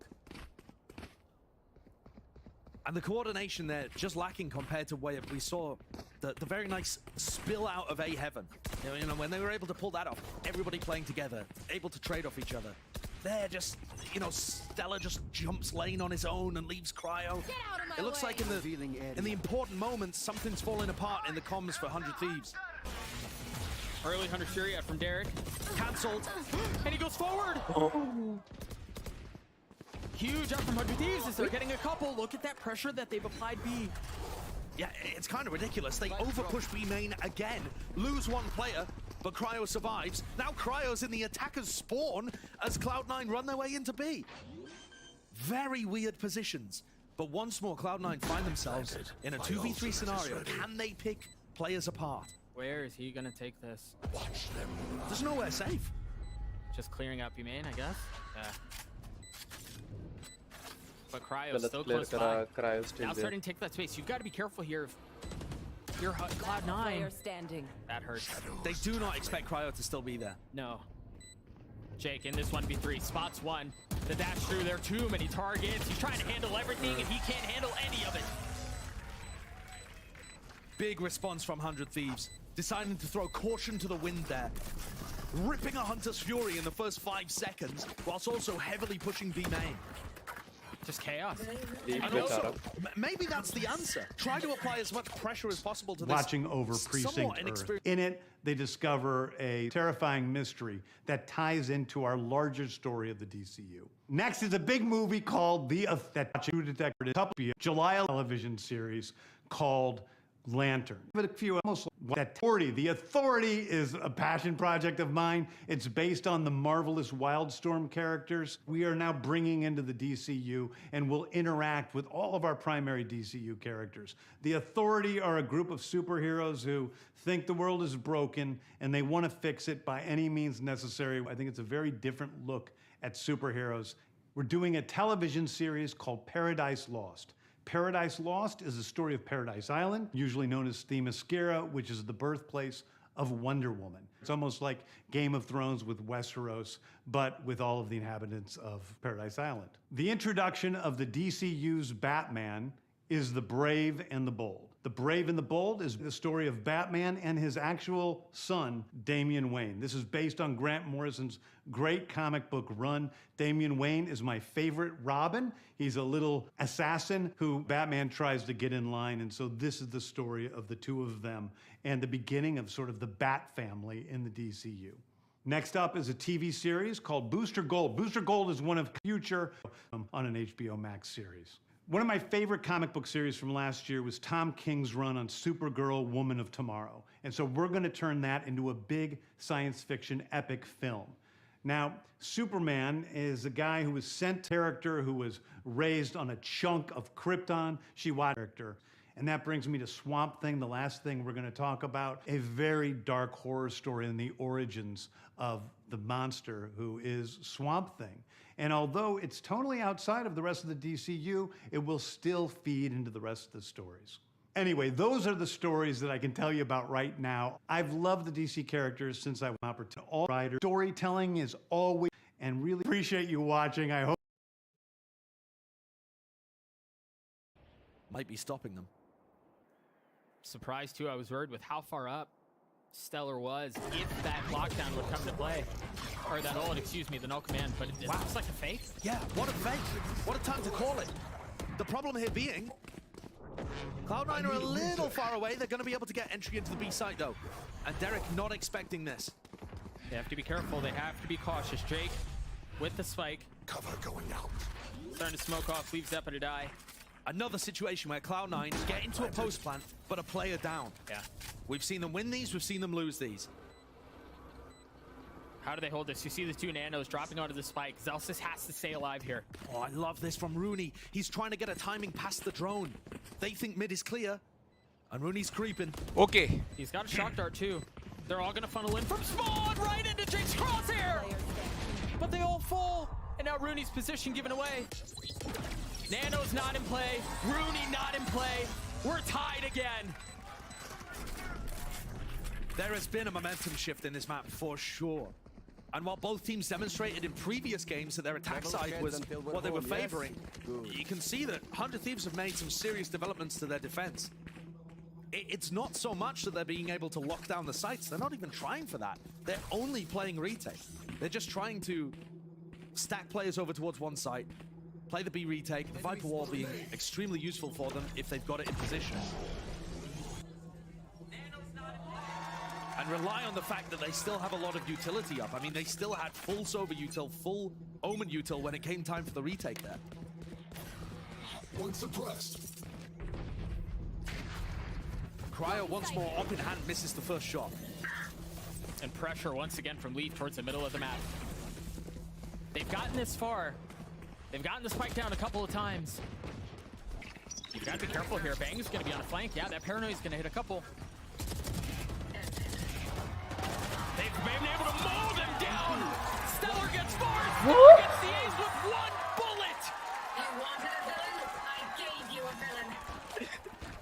The second ace for 100 Thieves to power this comeback. That one an anti-eco, but I mean, in terms of getting ults online, Stella will take those 5 points. Thank you very much. And we saw the Viper's Pit not really be that impactful last time he used it, but definitely will help them. One enemy A little reaction from the leader as he's starting to feel it. 1 round lead for 100 Thieves. They've done more than hung on at this point. But can they close the door on this map? Yeah, that phrase from DDK definitely seeming apt at this point. Rooney, he's found. Oh, so close. But I believe he spotted 2 there, so he knows the 2 that are on B. They're going to drop the lockdown too. But this is a fake. They're going to end up pivoting into Asuna. Asuna got an ace previously. He spots 2, heading his direction. Still with a fragment grenade. They know it's a Bang has no one to play off. Everything's so solo when it comes to 100 Thieves defense. He has the paranoia though. They're all blind. They can't see a thing. Cover going out. 100 And that is Thieves, crispy. third map. Now it's Cloud9 forced to pivot. Once more playing a single player disadvantage situation. How has Cryo missed that? 3v3 for the round. 50 seconds left. Sight in favor of Cloud9. Recon dart in the smoke. Uh-oh, spotted. Oh. Uh-oh, it's a fake. Zeus is still wise to it. Cleans him up. Numbers in favor of Cloud9.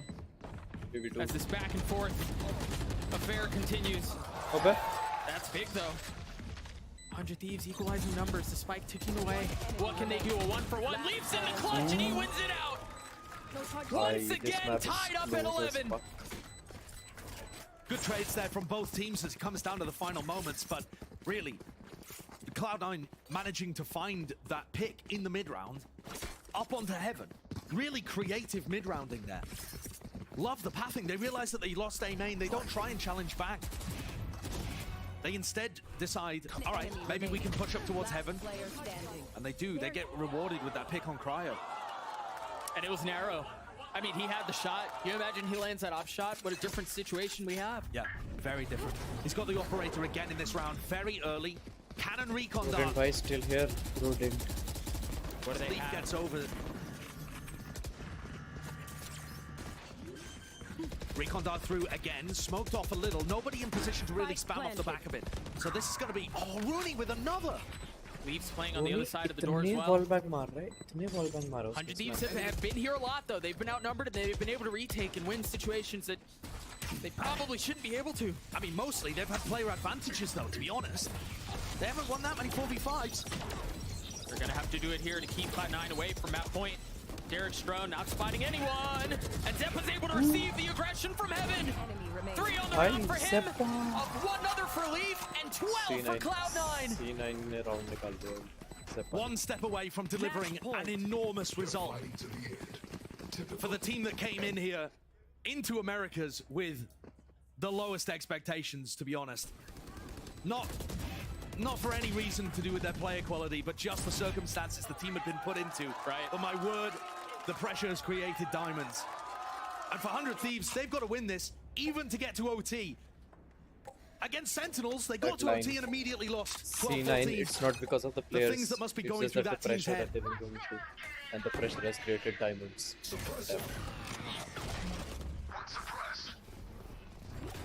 B rush. Sure begins to hit. Cryo's Blaze not finding any value. Can get an ult.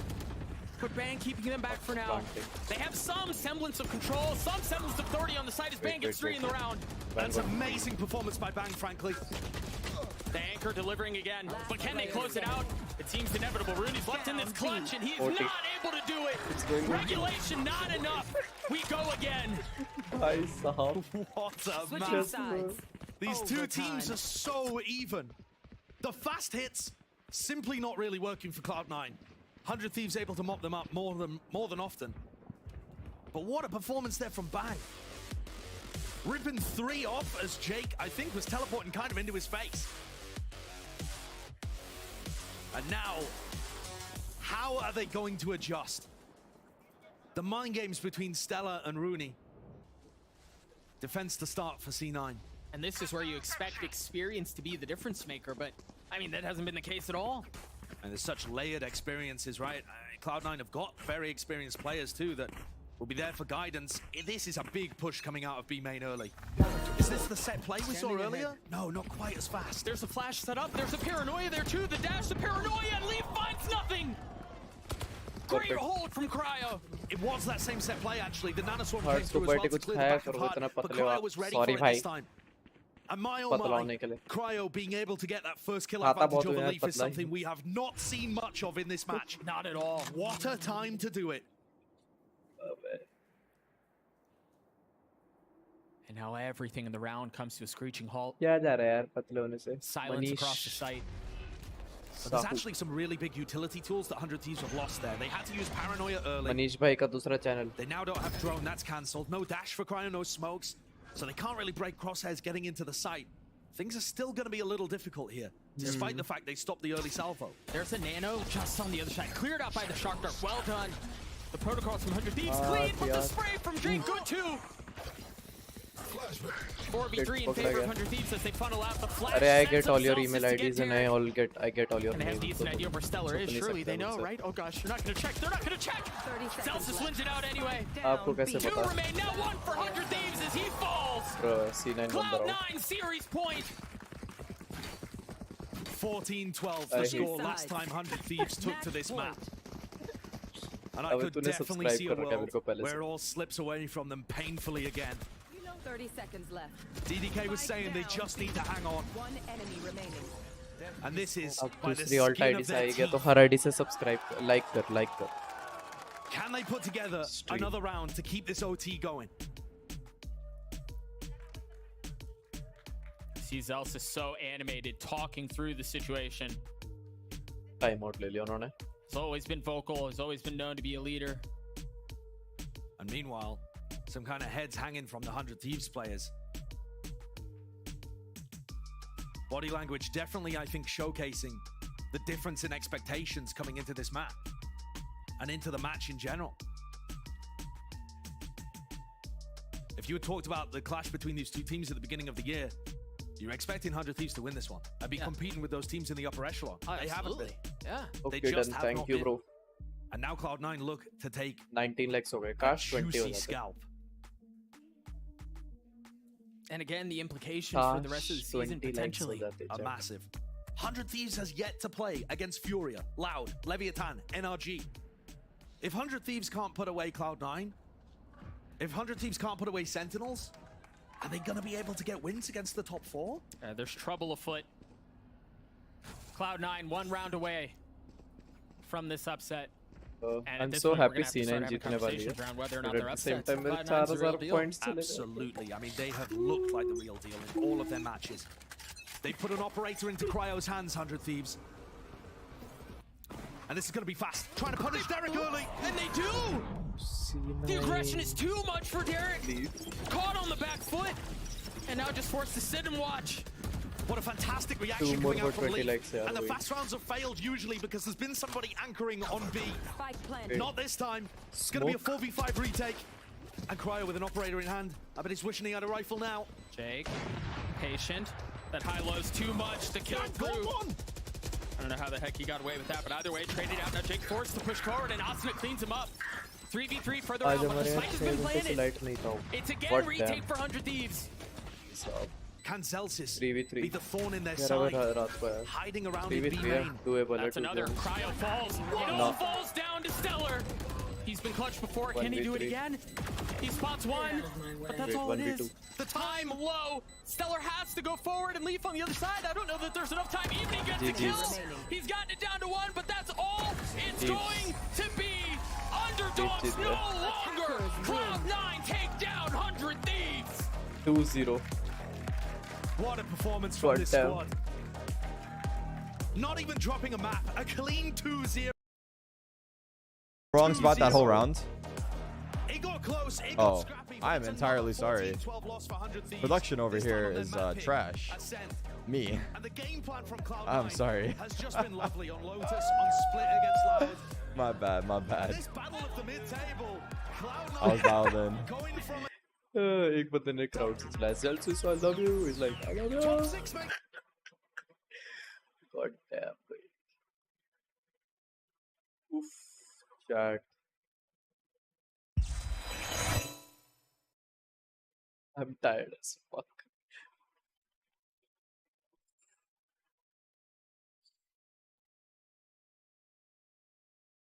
Nice match, very nice. बहुत बढ़िया.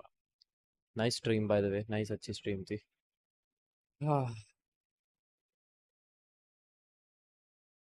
Should I end the stream? I don't think NRG versus MIBR कोई देखने वाला है. You know? Let's go end the stream. 3 घंटे की stream हो चुकी है. I need to sleep. I'll just. Should I end the stream? I don't know. आपकी मर्जी. Should I? तो मैं ready हूँ.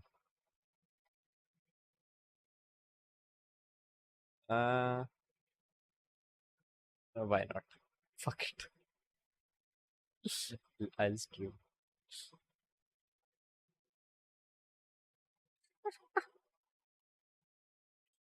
Why? आपका क्या सीन है? नींद आ रहा है तो सो जाओ. नींद नहीं आ रही बट लाइक थक गया हूँ थोड़ा. That's it.